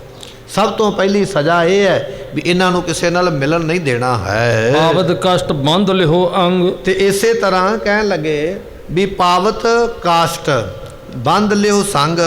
ਸੋ ਕਹਿਣ ਲੱਗੇ ਇਸੇ ਤਰ੍ਹਾਂ ਇਹਨਾਂ ਨੂੰ ਇਹਨਾਂ ਦੇ ਅੰਗ ਜਿਹੜੇ ਨੇ ਨਾ ਬੰਨ ਲਈਏ, ਇਹਨਾਂ ਨੂੰ ਕਸ਼ਟ ਦਈਏ, ਜਿੰਨਾ ਦੇ ਸਕਦੇ ਆ ਇਹਨਾਂ ਨੂੰ ਕਸ਼ਟ ਦੇਣਾ ਕਰੋ। ਬਹੁਤ ਦਿਨ ਮੈਂ ਅਕੁਲਾਏ ਵਿਸਲ। ਤੇ ਜਦੋਂ ਇਹ ਮਿਲਣਗੇ ਨਹੀਂ ਨਾ ਕਿਸੇ ਨੂੰ ਤੇ ਫਿਰ ਉਕਲਾ ਜਾਣਗੇ, ਫਿਰ ਦੁਖੀ ਹੋ ਜਾਣਗੇ। ਜਦੋਂ ਇਹਨਾਂ ਨੂੰ ਕਸ਼ਟ ਦੇਵਾਂਗੇ, ਇਹਨਾਂ ਨੂੰ ਬੰਨ੍ਹ ਲਵਾਂਗੇ ਨਾ ਸੰਗਲਾਂ ਦੇ ਨਾਲ, ਕਿੰਨਾ ਕੁ ਚਿਰ ਸਾਡਾ ਜ਼ੁਲਮ ਸਹਿਣਗੇ, ਕਦੇ ਤੇ ਟੁੱਟਣਗੇ ਨਾ। ਜਦੋਂ ਟੁੱਟ ਜਾਣਗੇ ਫਿਰ ਉਦੋਂ ਇਹਨਾਂ ਨੂੰ ਪੁੱਛਾਂਗੇ, ਕਹੇ ਤੁਮਾਰੇ ਮੈਂ ਤਬ ਚੱਲ। ਉਦੋਂ ਫਿਰ ਤੁਹਾਡੇ ਕਹਿਣ ਤੇ ਚੱਲਣਗੇ। ਇਹ ਕਾਜੀ ਕਹਿ ਰਹੇ ਨੇ ਔਰੰਗਜ਼ੇਬ ਨੂੰ, ਰੰਗਿਆ ਡਰਨਾ, ਅਜੇ ਆਪਾਂ ਗੁਰੂ ਨੂੰ ਸਜ਼ਾ ਨਹੀਂ ਦਿੱਤੀ, ਗੁਰੂ ਤਾਂ ਇੰਨਾ ਬੋਲਦਾ ਪਿਆ। ਜਦੋਂ ਆਪਾਂ ਪਰਿਵਾਰ ਨੂੰ ਮਿਲ ਨਾ ਦਿੱਤਾ, ਸੰਗਤ ਨੂੰ ਮਿਲਣ ਨਾ ਦਿੱਤਾ, ਗੁਰੂ ਰਹਿ ਗਿਆ ਇਕੱਲਾ, ਤੇ ਫਿਰ ਉਹ ਸਮਾਂ ਆਵੇਗਾ ਜਦੋਂ ਗੁਰੂ ਦੁਖੀ ਹੋ ਕੇ ਸਾਡੀ ਗੱਲ ਨੂੰ ਮੰਨ ਲਵੇਗਾ। ਐਮ ਸ਼੍ਰੀ ਤੇਗ ਬਹਾਦਰ ਗਏ। ਇਸ ਤਰ੍ਹਾਂ ਗੁਰੂ ਤੇਗ ਬਹਾਦਰ ਪਾਤਸ਼ਾਹ ਮਹਾਰਾਜ ਤੇ ਚਲੇ ਗਏ ਕਚਹਿਰੀ ਦੇ ਵਿੱਚੋਂ। ਔਰੰਗਜ਼ੇਬ ਦੀ ਕਚਹਿਰੀ ਵਿੱਚ ਮਗਰ ਇਹ ਸਲਾਹਾਂ ਹੋ ਰਹੀਆਂ। ਜਿੱਧਰ ਸਤਿਗੁਰੂ ਕੈਦਖਾਨੇ ਵਿੱਚ ਗਏ ਨੇ, ਉੱਥੇ ਕੀ ਹੋਇਆ ਹੁਣ ਆਪਾਂ ਉਹ ਗੱਲ ਸਰਵਣ ਕਰਦੇ ਹਾਂ। ਕਾਰਾ ਗ੍ਰਹਿ ਮੈਂ ਬੈਠਤ ਭਏ। ਸਤਿਗੁਰੂ ਪਾਤਸ਼ਾਹ ਜੀ ਕੈਦਖਾਨੇ ਵਿੱਚ ਜਾ ਕੇ ਬੈਠ ਗਏ ਹਨ। ਦਿੱਲੀ ਨਗਰ ਵਸੈ ਸਿੱਖ ਗੁਰ ਕਿਉਂਕਿ ਕੇ। ਦਿੱਲੀ ਦੇ ਵਿੱਚ ਮਹਾਰਾਜ ਦੀਆਂ ਬੜੀਆਂ ਸੰਗਤਾਂ ਨੇ। ਗੁਰੂ ਨਾਨਕ ਸਾਹਿਬ ਪਾਤਸ਼ਾਹ ਨੇ ਇੱਥੇ ਚਰਨ ਪਾਏ, ਸਾਹਿਬ ਗੁਰੂ ਹਰਗੋਬਿੰਦ ਮਹਾਰਾਜ ਨੇ ਇੱਥੇ ਚਰਨ ਪਾਏ ਨੇ, ਸਾਹਿਬ ਬਾਬਾ ਰਾਮ ਰਾਏ ਜੀ ਵੀ ਇੱਥੇ ਰਹਿੰਦੇ, ਸਾਹਿਬ ਗੁਰੂ ਹਰਕ੍ਰਿਸ਼ਨ ਪਾਤਸ਼ਾਹ ਵੀ ਇੱਥੇ ਰਹਿ, ਬੇਅੰਤ ਗੁਰੂ ਸਾਹਿਬਾਂ ਨੇ ਇਸ ਧਰਤੀ ਨੂੰ ਨਵਾਜਿਆ। ਇਸ ਕਰਕੇ ਬੜੀਆਂ ਸੰਗਤਾਂ ਗੁਰੂ ਘਰ ਦੇ ਨਾਲ ਪ੍ਰੇਮ ਕਰਨ ਵਾਲੀਆਂ ਇੱਥੇ ਰਹਿੰਦੀਆਂ ਹਨ। ਭਾਰੈ ਪ੍ਰੇਮ ਭਾਉ ਦਿੜ ਉਰ ਇਹ ਕੇ। ਦਿੱਲੀ ਦੇ ਲੋਕ ਬੜਾ ਪ੍ਰੇਮ ਕਰਦੇ ਪਾਤਸ਼ਾਹ ਗੁਰੂ ਮਹਾਰਾਜ ਦਾ ਆਉਣਾ ਸੁਣ ਕੇ ਬੜੀ ਭਾਵਨਾ ਸ਼ਰਧਾ ਰੱਖਦੇ ਹਨ। ਇੱਕ ਸਿੱਖ ਨੇ ਗੁਰ ਹਿਤ ਆਹਾਰ। ਕਹਿਣ ਲੱਗੇ ਵੀ ਇਧਰੋਂ ਮਹਾਰਾਜ ਦਿੱਲੀ ਵਿੱਚ ਨੇ, ਕੈਦ ਵਿੱਚ ਨੇ, ਤੇ ਦਿੱਲੀ ਦੇ ਵਿੱਚ ਰਹਿੰਦਿਆਂ ਇੱਕ ਸਿੱਖ ਪਰਿਵਾਰ ਹੈ, ਉਹਨੇ ਮਹਾਰਾਜ ਦੇ ਨਾ ਛਕਣ ਵਾਸਤੇ ਆਪਣੇ ਘਰ ਵਿੱਚ ਪ੍ਰਸ਼ਾਦਾ ਬਣਾਇਆ ਵੀ ਮੇਰਾ ਗੁਰੂ ਆਇਆ, ਮੈਂ ਆਪਣੇ ਘਰ ਵਿੱਚ ਪ੍ਰਸ਼ਾਦਾ ਬਣਾਵਾਂ, ਗੁਰੂ ਨੂੰ ਛਕਾਵਾਂ। ਕਹਿੰਦੇ ਵੀ ਇਹ ਸਿੱਖ ਨੇ ਆਪਣੇ ਘਰ ਵਿੱਚ ਭੋਜਨ ਤਿਆਰ ਕੀਤਾ ਹੈ। ਕਰਨ ਹੋਤੋ ਤਿਨ ਹਿਰਦੈ ਵਿਚਾਰ। ਤੇ ਇਸ ਨੇ ਕਹਿਣ ਲੱਗੇ ਵੀ ਮਨ ਵਿੱਚ ਪਹਿਲਾਂ ਸੋਚਿਆ ਸੀਗਾ ਵੀ ਗੁਰੂ ਪਾਤਸ਼ਾਹ ਆਉਣਗੇ ਨਾ, ਗੁਰੂ ਤੇਗ ਬਹਾਦਰ ਮਹਾਰਾਜ ਜੀ, ਮੈਂ ਆਪਣੇ ਘਰ ਵਿੱਚ ਉਹਨਾਂ ਨੂੰ ਭੋਜਨ ਛਕਾਵਾਂਗਾ। ਇਹਨੇ ਪਹਿਲਾਂ ਹੀ ਆਪਣੇ ਘਰ ਵਿੱਚ ਤਿਆਰੀ ਕੀਤੀ ਹੈ। ਅਬ ਤੋਂ ਪੁਰ ਮੈਂ ਸਤਿਗੁਰ ਰਹੇ। ਤੇ ਮਨ ਵਿੱਚ ਸੋਚਦਾ ਸਤਿਗੁਰੂ ਹੁਣ ਸਾਡੇ ਇੱਥੇ ਨਗਰ ਦਿੱਲੀ ਵਿੱਚ ਰਹਿਣਗੇ, ਜਦੋਂ ਰਹਿਣਗੇ ਮੈਂ ਉਹਨਾਂ ਨੂੰ ਭੋਜਨ ਛਕਾਵਾਂਗਾ। ਜੋ ਸਿੱਖਿਅਨ ਕੇ ਸੁਆਮੀ ਹੈ। ਸਤਿਗੁਰੂ ਪਾਤਸ਼ਾਹ ਜੀ ਸਿੱਖਾਂ ਦੇ ਮਾਲਕ ਹਨ, ਸਿੱਖਾਂ ਨੂੰ ਬਖਸ਼ਿਸ਼ਾਂ ਦੇਣ ਵਾਲੇ ਹਨ। ਤਿਨ ਕੋ ਆਪਣੇ ਸਦਨ ਬੁਲਾਏ। ਮਨ ਵਿੱਚ ਸੋਚਦਾ ਮੈਂ ਗੁਰੂ ਨੂੰ ਆਪਣੇ ਘਰ ਵਿੱਚ ਬੁਲਾਵਾਂਗਾ। ਸਤਿਗੁਰੂ ਕੈਦ ਵਿੱਚ ਨੇ, ਪਰ ਸਿੱਖ ਦੇ ਮਨ ਵਿੱਚ ਇਹ ਆ ਵੀ ਮੇਰਾ ਗੁਰੂ ਦਿੱਲੀ ਆਇਆ, ਮੈਂ ਭੋਜਨ ਤੇ ਉਹਨਾਂ ਨੂੰ ਘਰੇ ਬੁਲਾਉਣਾ ਕਰਾਂਗਾ। ਅਸਨ ਅਚਾਵੋ ਰੁਚਰ ਬਣਾਏ। ਮੈਂ ਬੜਾ ਸੋਹਣਾ ਭੋਜਨ ਬਣਾ ਕੇ ਮਹਾਰਾਜ ਨੂੰ ਆਪਣੇ ਘਰ ਵਿੱਚ ਬਿਠਾ ਕੇ ਛਕਾਵਾਂਗਾ। ਇਹ ਕੈਦ ਮਹਿ ਜੋ ਨਹਿ ਆਵੇ। ਤੇ ਇਹ ਕੈਦ ਮਹਿ ਜੋ ਨਹਿ ਆਵੇ। ਮਨ ਵਿੱਚ ਸੋਚਦਾ ਭਾਵੇਂ ਔਰੰਗਜ਼ੇਬ ਨੇ ਕੈਦ ਕੀਤਾ ਹੀ ਹੈ, ਪਰ ਗੁਰੂ ਨੂੰ ਕੈਦ ਕੀਤਾ ਨਹੀਂ ਜਾ ਸਕਦਾ। ਕੈਦ ਤੇ ਬੰਦੇ ਨੂੰ ਕੀਤਾ ਜਾਂਦਾ, ਇਨਸਾਨ ਨੂੰ ਕੀਤਾ ਜਾਂਦਾ। ਅਪਰੰਪਾਰ ਜਿਹੜਾ ਪਰਮਾਤਮਾ, ਉਹਨੂੰ ਥੋੜ੍ਹੀ ਕੈਦ ਕੀਤਾ ਜਾਂਦਾ। ਸਿੱਖ ਨੂੰ ਪਤਾ ਲੱਗ ਗਿਆ ਵੀ ਔਰੰਗਜ਼ੇਬ ਨੇ ਮਹਾਰਾਜ ਨੂੰ ਕੈਦਖਾਨੇ ਵਿੱਚ ਬਿਠਾਇਆ, ਪਰ ਉਹ ਜਾਣਦਾ ਵੀ ਗੁਰੂ ਨੂੰ ਕੈਦ ਵਿੱਚ ਵੀ ਕੈਦ ਨਹੀਂ ਕੀਤਾ ਜਾ ਸਕਦਾ। ਗੁਰੂ ਤੇ ਬੇਅੰਤ ਹੈ। ਲੈ ਕਰ ਜਾਓ ਤਿਸੀ ਥਲ ਖਾਵੇ। ਮੈਂ ਸਤਿਗੁਰਾਂ ਦੇ ਵਾਸਤੇ ਲੈ ਕੇ ਜਾਵਾਂਗਾ, ਘਰੇ ਬਣਾਵਾਂਗਾ ਭੋਜਨ, ਲੈ ਕੇ ਜਾਵਾਂਗਾ ਉੱਥੇ ਜਿੱਥੇ ਗੁਰੂ ਮਹਾਰਾਜ ਬੈਠੇ ਨੇ, ਉੱਥੇ ਉਹਨਾਂ ਨੂੰ ਭੋਜਨ ਛਕਾ ਕੇ ਆਵਾਂਗਾ। ਸਭ ਕੇ ਅਧਿਕ ਭਾਗ ਵਡਿਆਈ। ਸਾਰਿਆਂ ਤੋਂ ਵੱਡੇ ਭਾਗ ਮੇਰੇ ਨੇ, ਵੱਡੀ ਵਡਿਆਈ ਮੈਨੂੰ ਮਿਲੀ ਹੈ ਜੋ ਸੇਵਾ ਦਾ ਮੌਕਾ ਮਿਲਿਆ ਹੈ। ਉਹੇ ਮੋਹੇ ਕਹੋ ਜੇ ਬਨ ਜਾਈ। ਤੇ ਸਤਿਗੁਰੂ ਪਾਤਸ਼ਾਹ ਮਹਾਰਾਜ ਜੇ ਕਿਤੇ ਮੇਰਾ ਭੋਜਨ ਛਕ ਲੈਣ ਤੇ ਇਹ ਵਡਿਆਈ ਮੈਨੂੰ ਮਿਲੇਗੀ, ਇਹ ਮੈਨੂੰ ਸੁਖ ਮਿਲੇਗਾ ਮਹਾਰਾਜ ਦੀ ਸੇਵਾ ਕਰਨ ਦਾ। ਮਮ ਘਰ ਚਰਨ ਪਾਏ ਨਹਿ ਜੇਈ। ਜੇ ਮਹਾਰਾਜ ਮੇਰੇ ਘਰ ਵਿੱਚ ਚਰਨ ਨਾ ਵੀ ਪਾਉਣਗੇ, ਪਤਾ ਹੈ ਨਾ ਵੀ ਮਹਾਰਾਜ ਕੈਦ ਵਿੱਚ ਨੇ, ਜੇ ਮਹਾਰਾਜ ਕੈਦ ਵਿੱਚੋਂ ਨਾ ਆਏ, ਮੇਰੇ ਘਰ ਵਿੱਚ ਜੇ ਚਰਨ ਨਾ ਵੀ ਪਾਉਣ ਤੇ ਤਾਂ ਵੀ ਕਹਿੰਦਾ ਕੋਈ ਗੱਲ ਨਹੀਂ ਹੈ। ਤਹਾਂ ਗਏ ਤੇ ਅਚਨ ਤੇਈ। ਤੇ ਮੈਂ ਮਹਾਰਾਜ ਨੂੰ ਉੱਥੇ ਛਕਾ ਕੇ ਆਵਾਂਗਾ ਕੈਦਖਾਨੇ ਦੇ ਵਿੱਚ ਭੋਜਨ। ਪਰ ਜੇ ਮਹਾਰਾਜ ਨੇ ਉੱਥੇ ਵੀ ਭੋਜਨ ਨਾ ਛਕਿਆ, ਮਨ ਵਿੱਚ ਦੋ ਗੱਲਾਂ ਨੇ, ਜੇ ਮੇਰੇ ਘਰ ਛਕਣ ਨਾ ਆਏ ਤੇ ਮੈਂ ਕੈਦਖਾਨੇ ਵਿੱਚ ਜੇਲ੍ਹ ਵਿੱਚ ਛਕਾ ਕੇ ਆਵਾਂਗਾ। ਪਰ ਜੇ ਉਹਨਾਂ ਨੇ ਜੇਲ੍ਹ ਵਿੱਚ ਵੀ ਨਾ ਛਕਿਆ ਤੇ ਫਿਰ ਕਹਿਣ ਲੱਗਾ ਹੈ ਮੰਦ ਭਾਗ ਆਪਣੋ ਤਬ ਜਾਣ। ਮੈਂ ਜਾਣਾਂਗਾ ਵੀ ਮੇਰੇ ਭਾਗ ਹੀ ਮਾੜੇ, ਮੇਰੇ ਕਰਮ ਹੀ ਮਾੜੇ। ਸਿੱਖ ਸੋਚਦਾ ਪਿਆ ਪਹਿਲੀ ਤੇ ਗੱਲ ਇਹ ਹੈ ਵੀ ਪ੍ਰਸ਼ਾਦਾ ਬਣਾ ਕੇ ਮੈਂ ਗੁਰੂ ਨੂੰ ਇੱਥੇ ਸੱਦਾਂਗਾ, ਮੇਰੇ ਘਰ ਵਿੱਚ ਚਰਨ ਪਾਉਣਗੇ। ਜੇ ਘਰ ਵਿੱਚ ਚਰਨ ਨਾ ਪਾਏ ਫਿਰ ਮੈਂ ਪ੍ਰਸ਼ਾਦਾ ਬਣਾ ਕੇ ਜੇਲ੍ਹ ਵਿੱਚ ਲੈ ਕੇ ਜਾਵਾਂਗਾ, ਉੱਥੇ ਮਹਾਰਾਜ ਨੂੰ ਛਕਾਵਾਂਗਾ। ਪਰ ਜੇ ਇਹ ਦੋਨੇ ਗੱਲਾਂ ਪੂਰੀਆਂ ਨਾ ਹੋਈਆਂ ਫਿਰ ਮੈਂ ਸਮਝਾਂਗਾ ਵੀ ਮੇਰੇ ਮਾੜੇ ਭਾਗ ਨੇ, ਮੈਂ ਮਾੜੇ ਕਰਮਾਂ ਵਾਲਾ ਹਾਂ। ਗੁਰ ਪ੍ਰਸੰਨ ਨਹਾਵੈ ਮਨੁ, ਤੇ ਮੈਂ ਗੁਰੂ ਨੂੰ ਪ੍ਰਸੰਨ ਨਹੀਂ ਕਰ ਸਕਿਆ। ਮੇਰੇ ਪਿੰਡ ਮੇਰੇ ਸ਼ਹਿਰ ਵਿੱਚ ਗੁਰੂ ਆਇਆ ਤੇ ਮੇਰੇ ਹੱਥ ਦਾ ਭੋਜਨ ਨਹੀਂ ਛਕੇਗਾ, ਫਿਰ ਮੈਂ ਸਮਝਾਂਗਾ ਵੀ ਗੁਰੂ ਮੇਰੇ ਤੇ ਖੁਸ਼ ਨਹੀਂ ਹੈ। ਇਤਿਆਦਿਕ ਗਨ ਤਰਕ ਵਿਚਾਰਤ, ਇਤਿਆਦਿ ਕਈ ਗੱਲਾਂ ਮਨ ਵਿੱਚ ਸੋਚਦਾ ਹੈ। ਗਇਓ ਕੈਦ ਥਲ ਹੋਏ ਪ੍ਰੇਮਾਰਤ, ਤੇ ਕਹਿਣ ਲੱਗਾ ਵੀ ਸਤਿਗੁਰੂ ਕੈਦ ਨੇ ਪਰ ਇਹਦੇ ਮਨ ਵਿੱਚ ਬਹੁਤਾ ਪ੍ਰੇਮ ਹੈ। ਬੂਝ ਸਿਪਾਹਨ ਗਾ ਗੁਰ ਪਾਸ, ਕਹਿਣ ਲੱਗੇ ਵੀ ਪ੍ਰਸ਼ਾਦਾ ਭੋਜਨ ਬਣਾ ਕੇ ਨਾ ਤੇ ਸਿਪਾਹੀਆਂ ਨੂੰ ਜਾ ਕੇ ਮਿਲਿਆ। ਇਹ ਸਿੱਖ ਸਿਪਾਹੀਆਂ ਨੂੰ ਜਾ ਕੇ ਕਹਿਣ ਲੱਗਾ ਹੈ, ਖਰੋ ਭਇਓ ਟਿਕ ਕਹਿ ਅਰਦਾਸ, ਸਤਿਗੁਰੂ ਪਾਤਸ਼ਾਹ ਦੇ ਕੋਲ ਜਾ ਕੇ ਆਖਦਾ, ਮਹਾਰਾਜ ਮੈਂ ਇੱਕ ਅਰਦਾਸ ਲੈ ਕੇ ਆਇਆ, ਇੱਕ ਬੇਨਤੀ ਲੈ ਕੇ ਆਇਆ ਹਾਂ। ਨਮੋ ਠਾਨ ਕਰ ਜੋਰੇ ਹੱਥ, ਸਤਿਗੁਰਾਂ ਨੂੰ ਸਾਹਮਣੇ ਬੈਠਾ ਵੇਖ ਕੇ ਸਿੱਖ ਨੇ ਮੱਥਾ ਟੇਕਿਆ ਤੇ ਹੱਥ ਜੋੜ ਕੇ ਕਹਿਣ ਲੱਗਾ ਹੈ, ਉਲਤ ਬਿਲੋਚਨ ਜਲ ਕੇ ਸਾਥ, ਸਤਿਗੁਰਾਂ ਨੂੰ ਵੇਖ ਕੇ ਇਹਦੇ ਨੇਤਰਾਂ ਵਿੱਚੋਂ ਜਲ ਵਹਿ ਪਿਆ, ਵਿਰਾਗ ਦਾ, ਪ੍ਰੇਮ ਦਾ ਜਲ। ਵੀ ਜਿਸ ਗੁਰੂ ਨੂੰ ਲੋਕੀ ਨਮਸਕਾਰ ਕਰਦੇ ਨੇ, ਜਿਸ ਗੁਰੂ ਦੇ ਲੋਕੀ ਆਉਣ ਤੇ ਫੁੱਲਾਂ ਦੀ ਵਰਖਾ ਕਰਦੇ ਨੇ, ਉਸ ਗੁਰੂ ਨੂੰ ਔਰੰਗਜ਼ੇਬ ਨੇ ਕੈਦ ਵਿੱਚ ਬਿਠਾਇਆ। ਇਹ ਹਾਲਤ ਵੇਖ ਕੇ ਨਾ ਸਿੱਖ ਨੂੰ ਰੋਣਾ ਆ ਗਿਆ, ਵੈਰਾਗ ਆ ਗਿਆ ਹੈ। ਸੁਨੋ ਨਾਥ ਅਭਿਲਾਖਾ ਮੋਰੀ, ਸਤਿਗੁਰੂ ਕਹਿਣ ਲੱਗੇ, ਸਿੱਖਾ ਕੀ ਇੱਛਾ ਲੈ ਕੇ ਆਇਆ, ਕੀ ਹੈ ਤੇਰੇ ਮਨ ਦਾ ਮਨੋਰਥ? ਹੱਥ ਜੋੜੇ ਕਹਿਣ ਲੱਗਾ, ਮਹਾਰਾਜ ਮੇਰੀ ਅਭਿਲਾਖਾ, ਮੇਰੀ ਇੱਛਾ ਜੇ ਆਪ ਜੀ ਨੇ ਪੁੱਛੀ ਹੈ ਨਾ ਤੇ ਸੁਣੋ, ਫਿਰ ਮੈਂ ਆਪ ਜੀ ਨੂੰ ਦੱਸਦਾ ਹਾਂ। ਬਹੁਤ ਦਿਵਸਨ ਕੀ ਹਿਰਦੇ ਵਡੇਰੀ, ਮਹਾਰਾਜ ਅੱਜ ਦੀ ਨਹੀਂ ਕਈ ਦਿਨਾਂ ਦੀ ਮੇਰੇ ਮਨ ਦੀ ਇੱਕ ਇੱਛਾ ਸੀ।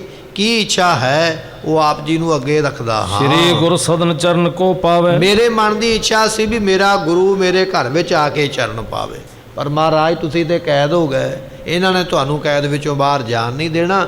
ਪਰ ਮੇਰੇ ਮਨ ਦੀ ਇਹ ਇੱਛਾ ਸੀ ਵੀ ਮੇਰੇ ਘਰੇ ਆ ਕੇ ਤੁਸੀਂ ਚਰਨ ਪਾਉਣਾ ਕਰੋ। ਮੋਰ ਹੱਥ ਤੇ ਭੋਜਨ ਖਾਵੇ, ਮੇਰੇ ਘਰ ਦਾ, ਮੇਰੇ ਪਰਿਵਾਰ ਦੇ ਹੱਥੋਂ ਬਣਿਆ ਹੋਇਆ ਭੋਜਨ ਤੁਸੀਂ ਛਕੋ, ਇਹ ਮੇਰੇ ਮਨ ਦੀ ਇੱਛਾ ਹੈ। ਅਸਮੰਜਸ ਜਾਣੈ ਵਿਦ ਜੋ, ਪਰ ਮਹਾਰਾਜ ਇਹ ਗੱਲਾਂ ਦੋਨੇ ਹੀ ਗੱਲਾਂ ਜਿਹੜੀਆਂ ਨੇ ਨਾ, ਇਹ ਅਸਮੰਜਸ ਨੇ, ਭਾਵ ਨਹੀਂ ਹੋ ਸਕਦੀਆਂ। ਕਿਉਂ?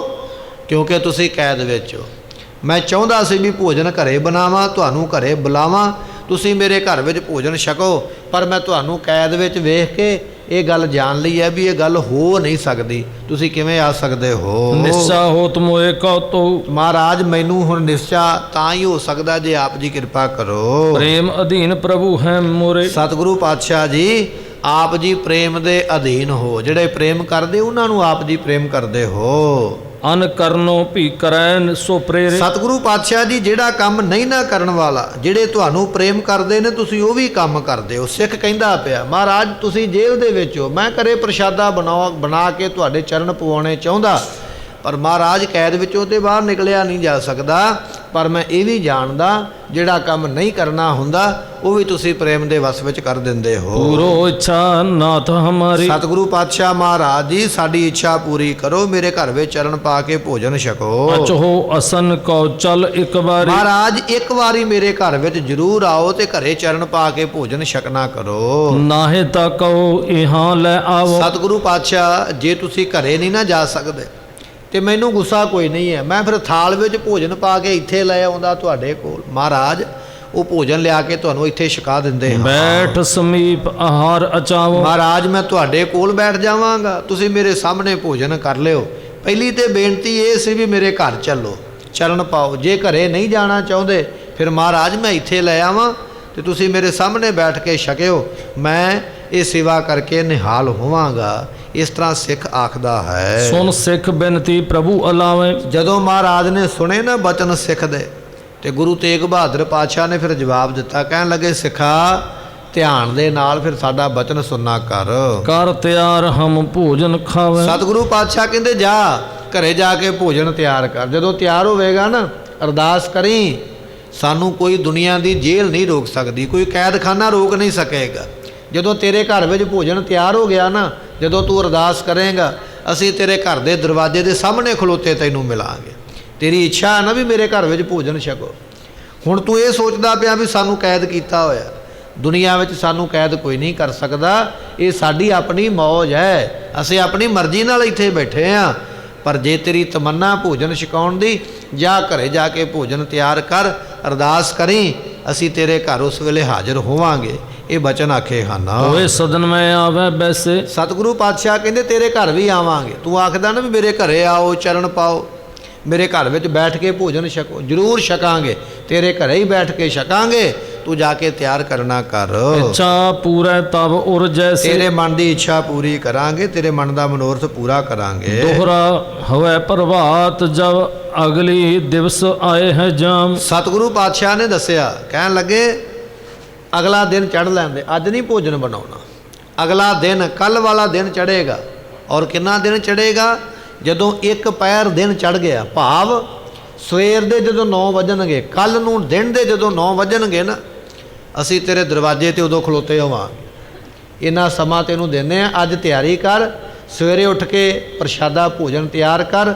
ਦਿਨ ਦੇ 9 ਵਜੇ ਤੱਕ, ਇੱਕ ਪਹਿਰ ਦਿਨ ਚੜ੍ਹ ਜਾਣ ਤੱਕ ਤੂੰ ਭੋਜਨ ਤਿਆਰ ਕਰਕੇ ਰੱਖੀ, ਉਸ ਵੇਲੇ ਅਸੀਂ ਤੇਰੇ ਘਰ ਵਿੱਚ ਆਵਾਂਗੇ। ਇਹ ਬਚਨ ਆਖੇ ਖਾਨਾ। ਅਚ ਮੈਂ ਭੋਜਨ ਪਹੁੰਚ ਕੇ ਬੈਠਤੇ ਹਾਰੇ ਧਾਮ। ਤੇਰੇ ਘਰ ਵਿੱਚ ਬੈਠ ਕੇ ਭੋਜਨ ਛਕਾਂਗੇ। ਸਿੱਖਾ ਤੂੰ ਮਨ ਕਿਉਂ ਡਲਾਉਂਦਾ ਵੀ ਗੁਰੂ ਮੇਰੇ ਘਰੇ ਨਹੀਂ ਆ ਸਕਦਾ? ਤੇਰੇ ਘਰੇ ਹੀ ਬੈਠਾਂਗੇ, ਉੱਥੇ ਬੈਠ ਕੇ ਭੋਜਨ ਛਕਾਂਗੇ, ਤੇਰੇ ਮਨ ਦੀ ਇੱਛਾ ਅਸੀਂ ਪੂਰੀ ਕਰਾਂਗੇ। ਚੌਪਈ ਸੁਨ ਸਤਿਗੁਰ ਬਚ ਬਿਨ ਸੰਦੇਹ। ਜਦੋਂ ਮਹਾਰਾਜ ਦੇ ਸੁਣੇ ਨਾ ਬਚਨ ਸਿੱਖ ਨੇ, ਮਨ ਵਿੱਚੋਂ ਸ਼ੰਕਾ ਨਿਕਲ ਹੀ ਗਿਆ ਵੀ ਗੁਰੂ ਆਪ ਕਹਿ ਰਿਹਾ ਵੀ ਅਸੀਂ ਆਵਾਂਗੇ। ਜਦੋਂ ਗੁਰੂ ਨੇ ਬਚਨ ਦਿੱਤਾ ਤੇ ਆਉਣਗੇ ਜ਼ਰੂਰ। ਮਨ ਵਿੱਚੋਂ ਸ਼ੰਕਾ ਨਿਕਲ ਗਿਆ, ਭਰਮ ਨਿਕਲ ਗਿਆ ਹੈ। ਹਰਖ ਭਇਓ ਸਿੱਖ ਬਿਸਮੈ ਲੈ। ਕਹਿਣ ਲੱਗੇ ਵੀ ਸਿੱਖ ਖੁਸ਼ ਵੀ ਬੜਾ ਹੋ ਗਿਆ ਔਰ ਸਿੱਖ ਹੈਰਾਨ ਵੀ ਬੜਾ ਵੀ ਮੇਰੇ ਵਾਸਤੇ ਮਹਾਰਾਜ ਜੇਲ੍ਹ ਵਿੱਚੋਂ ਬਾਹਰ ਆਉਣਗੇ, ਮੇਰੇ ਘਰ ਚਰਨ ਪਾਉਣ ਵਾਸਤੇ। ਦੀਨ ਦੁਨੀਆ ਦਾ ਮਾਲਕ ਆਪ ਆਵੇਗਾ। ਇਹ ਗੱਲ ਸੁਣ ਕੇ ਹੈਰਾਨਗੀ ਵੀ ਹੈ, ਇਹ ਗੱਲ ਸੁਣ ਕੇ ਖੁਸ਼ੀ ਵੀ ਹੈ ਵੀ ਮਹਾਰਾਜ ਮੇਰੇ ਘਰੇ ਆਉਣਗੇ। ਹੈ ਕੈਦ ਮੈਂ ਚੌਂਕੀ ਪਾਸ। ਮਨ ਵਿੱਚ ਸੋਚਦਾ ਹੈ ਸਤਿਗੁਰੂ ਪਾਤਸ਼ਾਹ ਕੈਦ ਵਿੱਚ ਨੇ, ਚੌਂਕੀ ਇਹਨਾਂ ਦੇ ਕੋਲ ਹੀ ਹੈ, ਪੁਲਿਸ ਦੀ ਛਾਉਣੀ, ਪੁਲਿਸ ਦੇ ਰਹਿਣ ਦਾ ਟਿਕਾਣਾ ਵੀ ਥਾਣੇ ਦੇ ਕੋਲ ਹੀ ਇਹਨਾਂ ਨੂੰ ਕੈਦ ਕੀਤਾ, ਪਰ ਮਹਾਰਾਜ ਨੇ ਆ ਜਾਣਾ ਹੈ। ਤਉ ਆਏ ਹੈ ਮੋਰ ਆਵਾਸ। ਤਾਂ ਵੀ ਮੇਰੇ ਕੋਲ ਆਉਣਗੇ, ਭਾਵੇਂ ਪਹਿਰੇਦਾਰ ਬੈਠੇ ਨੇ, ਭਾਵੇਂ ਪਹਿਰੇਦਾਰ ਪਹਿਰਾ ਲਾਉਂਦੇ ਪਏ, ਧਿਆਨ ਰੱਖਦੇ ਪਏ, ਨਿਗਰਾਨੀ ਬੜੀ ਹੈ, ਪਰ ਸਿੱਖ ਨੂੰ ਹੁਣ ਭਰੋਸਾ ਹੋ ਗਿਆ ਵੀ ਮਹਾਰਾਜ ਮੇਰੇ ਘਰ ਵਿੱਚ ਜ਼ਰੂਰ ਆਉਣਗੇ। ਬੰਧਨ ਕਰ ਉਤਲਾਵਤ ਗਇਓ। ਸਤਿਗੁਰਾਂ ਨੂੰ ਟੇਕਿਆ ਮੱਥਾ, ਕਹਿਣ ਲੱਗਾ ਠੀਕ ਹੈ ਮਹਾਰਾਜ ਆਗਿਆ ਦਿਓ, ਮੈਂ ਤਿਆਰੀ ਕਰਾਂ ਫਿਰ ਕੱਲ੍ਹ ਵਾਸਤੇ। ਛੇਤੀ ਦੇ ਨਾਲ ਆਪਣੇ ਘਰ ਨੂੰ ਦੌੜਿਆ ਜਾਂਦਾ ਹੈ। ਰੁਚਰ ਆਹਾਰ ਕਰਨ ਉਦਤ। ਆਪਣੀ ਘਰਵਾਲੀ ਨੂੰ, ਆਪਣੀ ਇਸਤਰੀ ਨੂੰ, ਪਰਿਵਾਰ ਨੂੰ ਕਹਿਣ ਲੱਗਾ ਵੀ ਬੜੀ ਸਾਫ਼ ਸਫਾਈ ਦੇ ਨਾਲ ਨਾ ਨਾਮ ਬਾਣੀ ਜਪ ਕੇ ਭੋਜਨ ਤਿਆਰ ਕਰੋ। ਕੱਲ੍ਹ ਨੂੰ ਆਪਣੇ ਘਰ ਦੇ ਵਿੱਚ ਸਾਹਿਬ ਗੁਰੂ ਤੇਗ ਬਹਾਦਰ ਪਾਤਸ਼ਾਹ ਨੇ ਆਉਣਾ ਹੈ। ਆਪਣੇ ਪਰਿਵਾਰ ਨੂੰ ਜਾ ਕੇ ਆਖਦਾ ਹੈ ਕਰਿਓ ਤਿਹਾਵਲ ਬਹੁ ਸੁਚ ਧਾਰੀ। ਤੇ ਉਸ ਵੇਲੇ ਬੜੀ ਸੁਚਮ ਦੇ ਨਾਲ ਕੜਾਹ ਪ੍ਰਸ਼ਾਦ ਬਣਾਇਆ। ਜਦੋਂ ਗੁਰੂ ਪਾਤਸ਼ਾਹ ਆਉਣਗੇ ਅਰਦਾਸ ਕਰਾਂਗੇ, ਅਰਦਾਸ ਕਰਕੇ ਫਿਰ ਕੜਾਹ ਪ੍ਰਸ਼ਾਦ ਵਰਤਾਵਾਂਗੇ। ਸਾਰਿਆਂ ਤੋਂ ਪਹਿਲਾਂ ਇਸ ਨੇ ਆਪਣੇ ਘਰ ਵਿੱਚ ਕੜਾਹ ਪ੍ਰਸ਼ਾਦ ਬਣਾਇਆ ਹੈ। ਪੁੰਨ ਪਾਇਸ ਕਰਵਾਇਸ ਤਿਆਰੀ। ਫਿਰ ਸਤਿਗੁਰਾਂ ਦੇ ਛਕਣ ਵਾਸਤੇ ਬੜੀ ਸੋਹਣੀ ਖੀਰ ਤਿਆਰ ਕੀਤੀ ਹੈ। ਮਹਾਰਾਜ ਨੂੰ ਪ੍ਰਸ਼ਾਦ ਛਕਾਉਣ ਤੋਂ ਬਾਅਦ ਵਿੱਚ ਫਿਰ ਖੀਰ ਵੀ ਛਕਾਵਾਂਗੇ। ਕਹਿੰਦੇ ਵੀ ਇਸ ਤਰ੍ਹਾਂ ਖੀਰ ਦਾ ਭੋਜਨ ਤਿਆਰ ਕੀਤਾ ਹੈ। ਉਦਨ ਪਹਿਤ ਸਵਾਦ ਦਦ ਬਰੇ। ਕਹਿਣ ਲੱਗੇ ਵੀ ਇਸੇ ਤਰ੍ਹਾਂ ਜਿਹੜੇ ਚੌਲ ਨੇ ਨਾ ਬੜੇ ਬੜੇ ਲੰਮੇ, ਬੜੇ ਸਵਾਦਿਸ਼ਟ, ਉਸ ਦੁੱਧ ਵਿੱਚ ਪਾ ਕੇ ਤੇ ਬੜੇ ਸੋਹਣੇ ਚੌਲਾਂ ਦੀ ਉਹ ਖੀਰ ਜਿਹੜੀ ਹੈ ਉਹ ਬਣਾਈ ਗਈ ਹੈ। ਕਰੇ ਪਾਤਰੇ ਮੰਡੇ ਖਰੇ। ਇਸੇ ਤਰ੍ਹਾਂ ਮਹਾਰਾਜ ਦੇ ਛਕਣ ਵਾਸਤੇ ਖੀਰ ਦੇ ਨਾਲ ਚੌਲ ਵੀ ਬਣਾਏ ਗਏ। ਬੜੇ ਸੋਹਣੇ ਖੜੇ ਖੜੇ ਚੌਲ ਜਿਹੜੇ ਨੇ ਉਹ ਤਿਆਰ ਕੀਤੇ, ਜਿਨ੍ਹਾਂ ਨੂੰ ਦਹੀਂ ਦੇ ਨਾਲ ਖਾਧਾ ਜਾ ਸਕਦਾ ਹੈ। ਚੌਲ ਤਿਆਰ ਕਰਵਾਏ, ਚੌਲਾਂ ਦੇ ਨਾਲ ਦਹੀਂ ਤਿਆਰ ਕਰਵਾਇਆ ਛਕਣ ਵਾਸਤੇ। ਫਿਰ ਇਸੇ ਤਰ੍ਹਾਂ ਮਹਾਰਾਜ ਦੇ ਛਕਣ ਵਾਸਤੇ ਕਹਿਣ ਲੱਗੇ ਪਤਲੇ ਮੰਡੇ, ਪਤਲੇ ਪਤਲੇ ਮੰਡੇ ਜਿਹੜੇ ਛਕਣ ਵਾਸਤੇ ਪ੍ਰਸ਼ਾਦੇ ਉਹ ਵੀ ਤਿਆਰ ਕਰਾਏ। ਮਹਾਰਾਜ ਖੀਰ ਵੀ ਛਕਣਗੇ, ਚੌਲ ਵੀ ਛਕਣਗੇ, ਉਸ ਤੋਂ ਮਗਰੋਂ ਮੰਡੇ ਵੀ ਛਕਾਵਾਂਗੇ, ਪ੍ਰਸ਼ਾਦੇ ਵੀ ਛਕਾਵਾਂਗੇ। ਉਹ ਵੀ ਪਤਲੇ ਪ੍ਰਸ਼ਾਦੇ ਤਿਆਰ ਕੀਤੇ ਹਨ। ਅਦਕ ਸਲਵਣ ਸੋ ਤੁਰਸ਼ ਬਣਾਏ। ਤੇ ਸਤਿਗੁਰਾਂ ਦੇ ਵਾਸਤੇ ਕੁਝ ਲੂਣ ਵਾਲੇ ਬਣਾਏ ਚੌਲ, ਜਾਂ ਲੂਣ ਵਾਲੇ ਕੁਝ ਪਦਾਰਥ ਬਣਾਏ। ਕੁਝ ਪਦਾਰਥ ਬਣਾਏ ਖੱਟੇ ਮਿੱਠੇ ਜਿਹੇ, ਜਿਨ੍ਹਾਂ ਦਾ ਸਵਾਦ ਖੱਟਾ ਮਿੱਠਾ ਜਿਹਾ ਹੋਵੇ। ਇਸ ਤਰ੍ਹਾਂ ਦੇ ਖਟਿਆਈ ਵਾਲੇ ਕੁਝ ਭੋਜਨ ਜਿਹੜੇ ਬਣਾਏ ਹਨ। ਇਦਿਆਦਕ ਬਹੁ ਮਧੁਰ ਕਰਾਏ। ਇਹ ਤੇ ਕੁਝ ਕੁ ਲਿਖੇ ਨੇ, ਕੁਝ ਭੋਜਨ ਇਸ ਨੇ ਮਿੱਠੇ ਵੀ ਬਣਾਏ ਆਪਣੇ ਘਰ ਦੇ ਵਿੱਚ, ਜਿਵੇਂ ਚਟਨੀ ਵਗੈਰਾ ਵੀ ਕੁੱਟੀ ਹੈ। ਅਨਾਰ ਦੇ ਬਾਣੇ ਜਿਹੜੇ ਨੇ ਸਮਾਨ ਵਿੱਚ ਪਾ ਕੇ, ਅਨਾਰਦਾਨਾ ਵਗੈਰਾ ਪਾ ਕੇ, ਕੁਝ ਖੱਟੇ ਪਦਾਰਥ, ਕੁਝ ਮਿੱਠੇ ਪਦਾਰਥ, ਕੁਝ ਲੂਣ ਵਾਲੇ ਪਦਾਰਥ ਤੇ ਕੁਝ ਦੁੱਧ ਵਾਲੇ ਪਦਾਰਥ ਬਣਾ ਕੇ ਸਾਰੀ ਤਿਆਰੀ ਕਰਕੇ ਸਿੱਖ ਆਪਣੇ ਘਰ ਵਿੱਚ ਬੈਠਾ ਵੀ ਅੱਜ ਸਤਿਗੁਰਾਂ ਨੇ ਮੇਰੇ ਘਰ ਦੇ ਵਿੱਚ ਭੋਜਨ ਛਕਣ ਵਾਸਤੇ ਆਉਣਾ ਹੈ। ਇਨ ਕਰਤਿਓ ਭੋਜਨ ਅਬਿਰਾਮ। ਇਸ ਤਰ੍ਹਾਂ ਬੜਾ ਸੋਹਣਾ ਭੋਜਨ ਤਿਆਰ ਕਰਕੇ ਬਾਸੁਰ ਹੋਤ ਭਇਓ ਜਬਦਾਮ। ਇੰਨੇ ਚਿਰ ਨੂੰ ਜਿਹੜਾ ਮਹਾਰਾਜ ਨੇ ਸਮਾਂ ਦਿੱਤਾ ਸੀ ਨਾ ਵੀ ਇੱਕ ਪਹਿਰ ਦਿਨ ਲੰਘੇ ਤੇ ਅਸੀਂ ਆਵਾਂਗੇ, ਅੱਜ ਜੇ ਆਪਾਂ ਸਮਾਂ ਵਾਚੀਏ ਤੇ 3 ਘੰਟੇ ਦਾ ਪਹਿਰ ਹੈ ਤੇ 6 ਵਜੇ ਤੋਂ ਦਿਨ ਦਾ ਪਹਿਰ ਸ਼ੁਰੂ ਹੁੰਦਾ। 6 ਤੇ 3 9 ਦਿਨ ਦੇ 9 ਵਜੇ ਦਾ ਸਮਾਂ। ਸਿੱਖ ਨੇ ਵੇਖਿਆ ਵੀ ਜਿਹੜਾ ਮਹਾਰਾਜ ਨੇ ਸਮਾਂ ਦਿੱਤਾ ਸੀ ਉਹ ਸਮਾਂ ਤੇ ਪੂਰਾ ਹੋ ਗਿਆ। ਇੱਧਰੋਂ ਘਰ ਵਿੱਚ ਭੋਜਨ ਵੀ ਤਿਆਰ ਹੋ ਗਿਆ। ਹੁਣ ਮਹਾਰਾਜ ਨੂੰ ਉਡੀਕਦਾ ਪਿਆ। ਬਾਹਰ ਨੂੰ ਖਿਆਲ ਹੈ ਵੀ ਕਦੋਂ ਮਹਾਰਾਜ ਜੀ ਆਉਣਾ ਕਰਨਾ। ਸਦਨ ਸਿੱਖ ਕੇ ਪ੍ਰਗਟੇ ਆਏ। ਸਤਿਗੁਰੂ ਪਾਤਸ਼ਾਹ ਮਹਾਰਾਜ ਜੀ ਸਿੱਖ ਜਦੋਂ ਵੇਖਦਾ ਪਿਆ, ਅਚਾਨਕ ਹੀ ਮਹਾਰਾਜ ਸਾਹਿਬ ਜੀ ਦਰਵਾਜ਼ੇ ਤੇ ਆ ਗਏ। ਦਰਵਾਜ਼ੇ ਤੇ ਆ ਕੇ ਪਾਤਸ਼ਾਹ ਜੀ ਨੇ ਆਵਾਜ਼ ਮਾਰੀ ਸਿੱਖ ਦਾ ਨਾਮ ਲੈ ਕੇ, ਉਹ ਸਿੱਖਾ ਤੂੰ ਸਾਨੂੰ ਉਡੀਕਦਾ ਸੀ ਭੋਜਨ ਛਕਾਉਣ ਵਾਸਤੇ, ਲੈ ਅਸੀਂ ਆ ਗਏ ਹਾਂ। ਸਿੱਖ ਦੇ ਦਰਵਾਜ਼ੇ ਤੇ ਅਚਾਨਕ ਹੀ ਮਹਾਰਾਜ ਆ ਕੇ ਪ੍ਰਗਟ ਹੋਏ ਹਨ। ਕਹਿਓ ਸ਼ੁਦਾ ਹਮਕੋ ਅਧਿਕਾਏ। ਨਾਲ ਹੀ ਬਚਨ ਕੀਤਾ, ਸਿੱਖਾ ਸਾਨੂੰ ਭੁੱਖ ਬੜੀ ਡਾਢੀ ਲੱਗੀ ਹੋਈ ਓ, ਇਸ ਕਰਕੇ ਡੇਰੀ ਕੋਈ ਨਹੀਂ ਹੈ, ਛੇਤੀ ਦੇ ਨਾਲ ਭੋਜਨ ਪਾ ਥਾਲੇ ਦੇ ਵਿੱਚ, ਸਾਨੂੰ ਭੁੱਖ ਲੱਗੀ ਹੈ, ਛੇਤੀ ਦੇ ਨਾਲ ਪ੍ਰਸ਼ਾਦਾ ਛਕਾਉਣਾ ਕਰ। ਜੋ ਆਹਾਰ ਤੈ ਤਿਆਰ ਕਰਾਏ। ਸਤਿਗੁਰੂ ਪਾਤਸ਼ਾਹ ਕਹਿੰਦੇ ਜਿਹੜਾ ਵੀ ਤੂੰ ਭੋਜਨ ਤਿਆਰ ਕੀਤਾ ਨਾ ਘਰ ਦੇ ਵਿੱਚ, ਜਿਵੇਂ ਦਾ ਵੀ ਲੂਣਾ ਸਲੂਣਾ, ਕੱਚਾ ਜਾਂ ਪੱਕਾ, ਛੇਤੀ ਲੈ ਕੇ ਆਉਣਾ ਕਰ, ਛਕਣਾ ਕਰੀਏ। ਸੋ ਅਬਲਿਆਵੋ ਦੇਹ ਅਚਾਏ। ਸਤਿਗੁਰੂ ਪਾਤਸ਼ਾਹ ਕਹਿੰਦੇ ਤੂੰ ਚਾਹੁੰਦਾ ਸੀ ਨਾ ਵੀ ਭੋਜਨ ਮੇਰੇ ਘਰ ਵਿੱਚ ਮਹਾਰਾਜ ਆ ਕੇ ਛਕਣ, ਉਹ ਅਸੀਂ ਭੋਜਨ ਛਕਣ ਵਾਸਤੇ ਆਏ ਆ, ਜਾਂ ਸਾਨੂੰ ਲਿਆ ਕੇ ਭੋਜਨ ਛਕਾਉਣਾ ਕਰ। ਦੇਰ ਨਾ ਕਰੋ ਨੀਰ ਕੋ ਅਨੁ। ਇਸ ਕਰਕੇ ਦੇਰੀ ਨਾ ਕਰ, ਬਹੁਤਾ ਟਾਈਮ ਨਾ ਲਾ, ਭੁੱਖ ਲੱਗੀ ਹੈ, ਤੇਰੇ ਭੋਜਨ ਨੂੰ ਛਕਣ ਵਾਸਤੇ ਆਏ ਆ।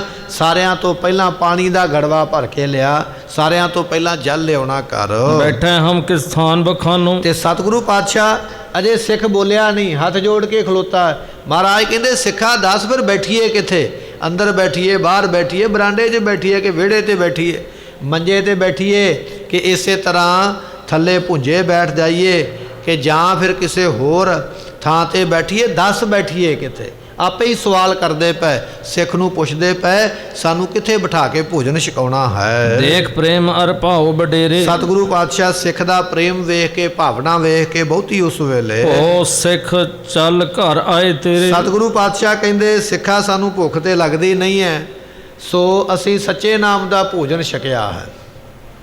ਤ੍ਰਿਪਤ ਭਈ ਸੱਚ ਭੋਜਨ ਖਾਇਆ, ਸੱਚ ਦਾ ਭੋਜਨ, ਨਾਮ ਦਾ ਭੋਜਨ ਛਕਿਆ, ਭੁੱਖ ਤੇ ਨਹੀਂ ਲੱਗੀ ਹੈ। ਅੱਜ ਸਾਨੂੰ ਭੁੱਖ ਲੱਗੀ ਹੈ ਤੇਰੇ ਪ੍ਰੇਮ ਦੀ, ਤੇਰਾ ਪ੍ਰੇਮ ਸਾਨੂੰ ਖਿੱਚ ਕੇ ਲਿਆਇਆ, ਤਾਂ ਅਸੀਂ ਆ ਗਏ ਹਾਂ ਤੇਰੀ ਭਾਵਨਾ ਵੇਖ ਕੇ, ਤੇਰੀ ਸ਼ਰਧਾ ਵੇਖ ਕੇ। ਵੈਸੇ ਸਾਨੂੰ ਕੋਈ ਜ਼ਰੂਰਤ ਵੀ ਨਹੀਂ ਹੈ ਭੋਜਨ ਦੀ, ਇਹ ਤੇਰੇ ਪ੍ਰੇਮ ਦੀ ਭੁੱਖ ਸਾਨੂੰ ਲੈ ਕੇ ਆਈ ਹੈ। ਦੇਖਤ ਸਿੱਖ ਬਿਲੰਦ ਆਨੰਦ। ਜਦੋਂ ਸਿੱਖ ਨੇ ਵੇਖਿਆ ਵੀ ਮਹਾਰਾਜ ਮੇਰੇ ਦਰਵਾਜ਼ੇ ਦੇ ਸਾਹਮਣੇ ਖੜ ਕੇ ਕਹਿੰਦੇ ਬੈਠੀਏ ਕਿੱਥੇ ਤੇ ਛੇਤੀ ਭੋਜਨ ਲਿਆ ਛਕੀਏ, ਸਿੱਖ ਦੀ ਖੁਸ਼ੀ ਦਾ ਟਿਕਾਣਾ ਹੀ ਕੋਈ ਨਹੀਂ ਰਹਿ ਗਿਆ।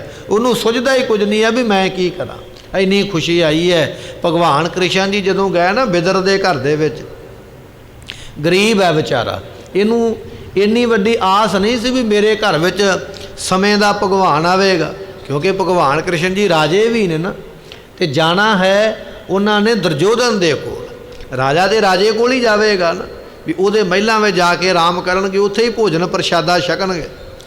ਤੇ ਦੁਰਯੋਧਨ ਦੇ ਮਨ ਵਿੱਚ ਮਾਣ ਹੈ ਵੀ ਮੈਂ ਰਾਜਾ, ਉਹਨਾਂ ਨੇ ਕਿੱਥੇ ਜਾਣਾ, ਮੇਰੇ ਕੋਲ ਹੀ ਆਉਣਾ। ਅੱਗੋਂ ਜੀ ਆਇਆਂ ਕਹਿਣ ਹੀ ਨਹੀਂ ਗਿਆ, ਕਹਿਣ ਲੱਗਾ ਮੈਂ ਵੱਡਾ, ਮੈਨੂੰ ਕੀ ਲੋੜ ਅੱਗੋਂ ਜੀ ਆਇਆਂ ਕਹਿਣ ਦੀ, ਆਪੇ ਆ ਜਾਣਗੇ। ਹੁਣ ਭਗਵਾਨ ਕ੍ਰਿਸ਼ਨ ਜੀ ਜਾਣਦੇ ਵੀ ਇਹ ਤੇ ਬੰਦਾ ਹੰਕਾਰੀ ਹੈ, ਹੰਕਾਰੀ ਦੇ ਘਰੇ ਜਾਣ ਦਾ ਫਾਇਦਾ ਨਹੀਂ ਕੋਈ ਹੁੰਦਾ, ਉਹ ਮਾਣ ਵਿੱਚ ਹੀ ਰਹਿੰਦਾ, ਉਹ ਕਿਸੇ ਨੂੰ ਆਏ ਦਾ ਸਤਿਕਾਰ ਮਾਣ ਵੀ ਨਹੀਂ ਕਰਦਾ, ਉਹਨੂੰ ਆਪਣੇ ਹਉਮੈ ਹੁੰਦੀ ਵੀ ਮੈਂ ਹੀ ਵੱਡਾ ਹਾਂ। ਮਹਾਰਾਜ ਕਹਿੰਦੇ ਫਿਰ ਇਹੋ ਜਿਹੇ ਘਰ ਵਿੱਚ ਜਾਣਾ ਹੀ ਕਿਉਂ ਹੈ। ਨਹੀਂ ਗਏ।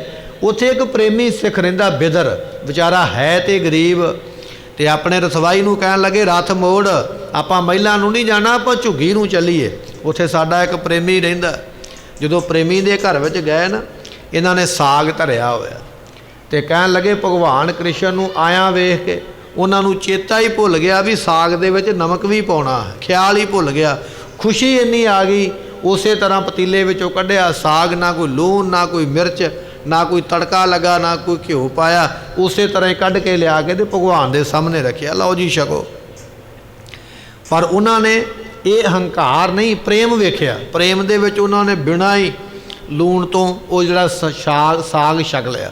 ਉਸ ਤੋਂ ਬਾਅਦ ਵਿੱਚ ਛਕਣ ਵਾਸਤੇ ਕੇਲੇ ਲਿਆਂਦੇ ਗਏ, ਤੇ ਬਿਦਰ ਦੀ ਘਰਵਾਲੀ ਜਿਹੜੀ ਹੈ ਨਾ, ਉਹਨੂੰ ਇੰਨਾ ਚਾਅ ਚੜ੍ਹਿਆ ਵੀ ਸਾਡੇ ਘਰ ਵਿੱਚ ਰਾਜੇ ਤੇ ਹੈ ਨਾ, ਔਰ ਇਹ ਇਸ ਵੇਲੇ ਭਗਵਾਨ ਨੇ, ਪਰਮੇਸ਼ਰ ਨੇ ਸਾਡੇ ਘਰ ਵਿੱਚ ਆਏ ਨੇ। ਉਹਨੂੰ ਖੁਸ਼ੀ ਇੰਨੀ ਆਈ, ਖੁਸ਼ੀ ਦੇ ਵਿੱਚ ਚੇਤਾ ਹੀ ਭੁੱਲ ਗਿਆ।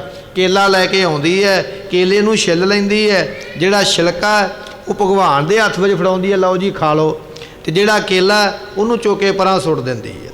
ਦੂਜਾ ਕੇਲਾ ਫਿਰ ਫੜਦੀ ਹੈ, ਉਹਨੂੰ ਛਿੱਲਦੀ ਹੈ, ਛਿਲਕੇ ਭਗਵਾਨ ਨੂੰ ਤੇ ਕੇਲਾ ਥੱਲੇ ਸੁੱਟੀ ਜਾਂਦੀ ਹੈ। ਉਹਨਾਂ ਨੇ ਇੱਕ ਵਾਰੀ ਨਹੀਂ ਆਖਿਆ ਵੀ ਇਹ ਕੀ ਕਰਦੀ ਪਈ ਹੈ, ਪਹਿਲਾਂ ਸਾਨੂੰ ਸਾਗ ਖਵਾਇਆ ਉਹ ਵੀ ਬਿਨਾਂ ਲੂਣ ਤੋਂ, ਹੁਣ ਕੇਲਾ ਖਵਾਇਆ, ਕੇਲਾ ਖਵਾਉਣ ਵਾਸਤੇ ਤੂੰ ਕੇਲੇ ਦਾ ਛਿਲਕਾ ਹੀ ਖਵਾਈ ਜਾਂਦੀ ਹੈ। ਨਹੀਂ ਆਖਿਆ, ਕਿਉਂਕਿ ਪ੍ਰੇਮ ਦੇ ਬੱਧੇ ਹੋਏ ਨਾ, ਉਹਨਾਂ ਨੇ ਪ੍ਰੇਮ ਦੇ ਵਿੱਚ ਛਿਲਕਾ ਨਹੀਂ ਕੇਲਾ ਹੀ ਖਾ ਲਿਆ। ਉਹਨਾਂ ਨੇ ਪ੍ਰੇਮ ਦੇ ਵਿੱਚ ਉਹ ਅਲੂਣਾ ਸਾਗ ਨਹੀਂ 36 ਪ੍ਰਕਾਰ ਦੇ ਭੋਜਨ ਛਕ ਲਏ। ਜਦੋਂ ਅਗਲਾ ਦਿਨ ਚੜ੍ਹਿਆ ਦੁਰਯੋਧਨ ਦੇ ਕੋਲ ਗਏ, ਦੁਰਯੋਧਨ ਨੇ ਆਖਿਆ, ਕਹਿੰਦੇ ਜੀ ਮੇਰੇ ਕੋਲ ਆਉਂਦੇ, ਵੇਖੋ ਤੁਹਾਡੇ ਵਾਸਤੇ ਖੀਰਾਂ ਬਣੀਆਂ, ਪ੍ਰਸ਼ਾਦ ਬਣੇ, ਇੰਨੀਆਂ ਸਬਜ਼ੀਆਂ ਬਣਾਈਆਂ, ਇੰਨੇ ਮੈਂ ਇੰਤਜ਼ਾਮ ਕੀਤੇ, ਤੁਸੀਂ ਆਏ ਕਿਉਂ ਨਹੀਂ? ਤੇ ਉਹਨਾਂ ਨੇ ਫਿਰ ਜਵਾਬ ਦਿੱਤਾ, ਕਹਿਣ ਲੱਗੇ ਖੀਰ ਸਮਾਨ ਸਾਗ ਮੈਂ ਪਾਇਆ। ਜਿਹੜੀ ਤੂੰ ਖੀਰ ਬਣਾਈ ਹੈ ਨਾ ਬਦਾਮਾਂ ਵਾਲੀ, ਕਾਜੂ ਪਾ ਕੇ, ਇਹ ਤੇਰੀ ਖੀਰ ਨਾਲੋਂ ਉਹਨਾਂ ਦਾ ਚੰਗਾ ਸਾਗ ਸੀ। ਤੇਰੀ ਖੀਰ ਵਿੱਚ ਹੰਕਾਰ ਦੀ ਬੋ ਆਉਂਦੀ ਹੈ, ਤੇਰੇ ਮਨ ਵਿੱਚ ਮਾਣ ਹੈ, ਤੇ ਮਾਨੀ ਦੇ ਘਰ ਦਾ ਕੀ ਖਾਣਾ ਹੈ। ਉਹਦੇ ਮਨ ਵਿੱਚ ਪ੍ਰੇਮ ਸੀ, ਉਹਦਾ ਸਾਗ ਸਾਨੂੰ ਤੇਰੀ ਖੀਰ ਤੋਂ ਵੀ ਚੰਗਾ ਲੱਗਾ। ਗੁਣ ਗਾਵਤ ਰਹਿਣ ਬਿਹਾਨੀ, ਇੱਥੇ ਤੇਰੇ ਮਹਿਲਾਂ ਵਿੱਚ ਸਾਨੂੰ ਪੋਲੇ ਗੱਦੇ ਦੇ ਉੱਪਰ ਸੌਂ ਕੇ ਉਹਨਾਂ ਨਜ਼ਾਰਾ ਨਹੀਂ ਸੀ ਆਉਣਾ, ਮਖਮਲੀ ਸੇਜਾ 'ਤੇ ਸੌਂ ਕੇ ਉਹਨਾਂ ਨਜ਼ਾਰਾ ਨਹੀਂ ਸੀ ਆਉਣਾ, ਜਿੰਨਾ ਨਜ਼ਾਰਾ ਸਾਨੂੰ ਉਹਦੇ ਘਰ ਵਿੱਚ ਟੁੱਟੇ ਮੰਜੇ 'ਤੇ ਬੈਠ ਕੇ, ਉਹਦੇ ਕੋਲ ਬੈਠ ਕੇ ਰੱਬ ਦੇ ਗੁਣ ਗਾਉਂਦਿਆਂ ਜਿੰਨਾ ਨਜ਼ਾਰਾ ਆਇਆ, ਦੁਰਯੋਧਨ ਤੇਰੇ ਮਹਿਲਾਂ ਦੀਆਂ ਮਖਮਲੀ ਸੇਜਾਂ 'ਤੇ ਵੀ ਨਹੀਂ ਸੀ ਆਉਣਾ। ਇਹ ਪ੍ਰੇਮ ਦੀ ਬਾਤ ਹੈ। ਜਿਨ੍ਹਾਂ ਨੂੰ ਪ੍ਰੇਮ ਹੈ ਨਾ, ਉਹ ਇਸ ਤਰ੍ਹਾਂ ਪ੍ਰੇਮ ਦੀ ਸੇਵਾ ਕਰਦੇ। ਸਤਿਗੁਰੂ ਗੁਰੂ ਤੇਗ ਬਹਾਦਰ ਪਾਤਸ਼ਾਹ ਮਹਾਰਾਜ ਜੀ ਜਦੋਂ ਇਹਦੇ ਘਰ ਵਿੱਚ ਪਹੁੰਚੇ ਨਾ, ਸਿੱਖ ਨੂੰ ਖੁਸ਼ੀ ਇੰਨੀ ਹੈ ਵੀ ਟਿਕਾਣਾ ਹੀ ਨਹੀਂ ਰਹਿ ਗਿਆ ਵੀ ਮੈਂ ਕਰਾਂ ਤੇ ਕੀ ਕਰਾਂ।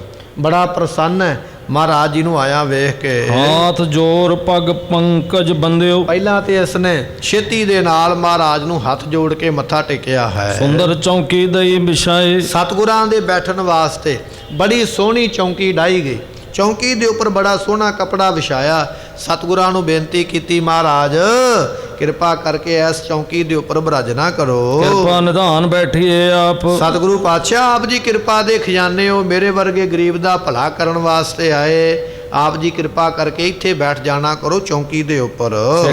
ਸਿੱਖ ਕੇ ਪਾਪ ਸੰਤਾਪੈ ਖਾਪ। ਸਤਿਗੁਰੂ ਪਾਤਸ਼ਾਹ ਮਹਾਰਾਜ ਸਾਹਿਬ ਜੀ ਸਿੱਖ ਕੇ ਪਾਪ ਸੰਤਾਪੈ ਖਾਪ। ਮਹਾਰਾਜ ਸਾਹਿਬ ਜੀ ਜਿੱਧਰ ਤੱਕਦੇ ਨੇ ਨਾ ਗੁਰਮੁਖੋ, ਤੇ ਮਹਾਰਾਜ ਤੱਕ ਕੇ ਪਾਪੀਆਂ ਦੇ ਪਾਪ ਕੱਟ ਦਿੰਦੇ, ਦੋਖੀਆਂ ਦੇ ਦੋਸ਼ ਕੱਟ ਦਿੰਦੇ, ਰੋਗੀਆਂ ਦੇ ਰੋਗ ਕੱਟ ਦਿੰਦੇ, ਕਿਉਂਕਿ ਮਹਾਰਾਜ ਦੀ ਦ੍ਰਿਸ਼ਟੀ ਵਿੱਚ ਅੰਮ੍ਰਿਤ ਹੈ। ਧੰਨ ਗੁਰੂ ਅਮਰਦਾਸ ਮਹਾਰਾਜ ਜੀ ਗੋਇੰਦਵਾਲ ਰਹਿੰਦੇ ਨਾ ਗੁਰਮੁਖੋ, ਜਿੰਨੇ ਕੋੜੀ ਸਨ, ਜਿੰਨੇ ਬਿਮਾਰ ਰੋਗੀ ਸਨ, ਵੈਦ ਕਹਿੰਦੇ ਸਨ ਵੀ ਤੁਹਾਡਾ ਇਲਾਜ ਨਹੀਂ ਹੋ ਸਕਦਾ, ਤੁਹਾਡੇ ਤੇ ਦਵਾਈ ਕੰਮ ਨਹੀਂ ਕਰੇਗੀ, ਤੁਸੀਂ ਇਸੇ ਬਿਮਾਰੀ ਨਾਲ ਹੀ ਮਰ ਜਾਣਾ।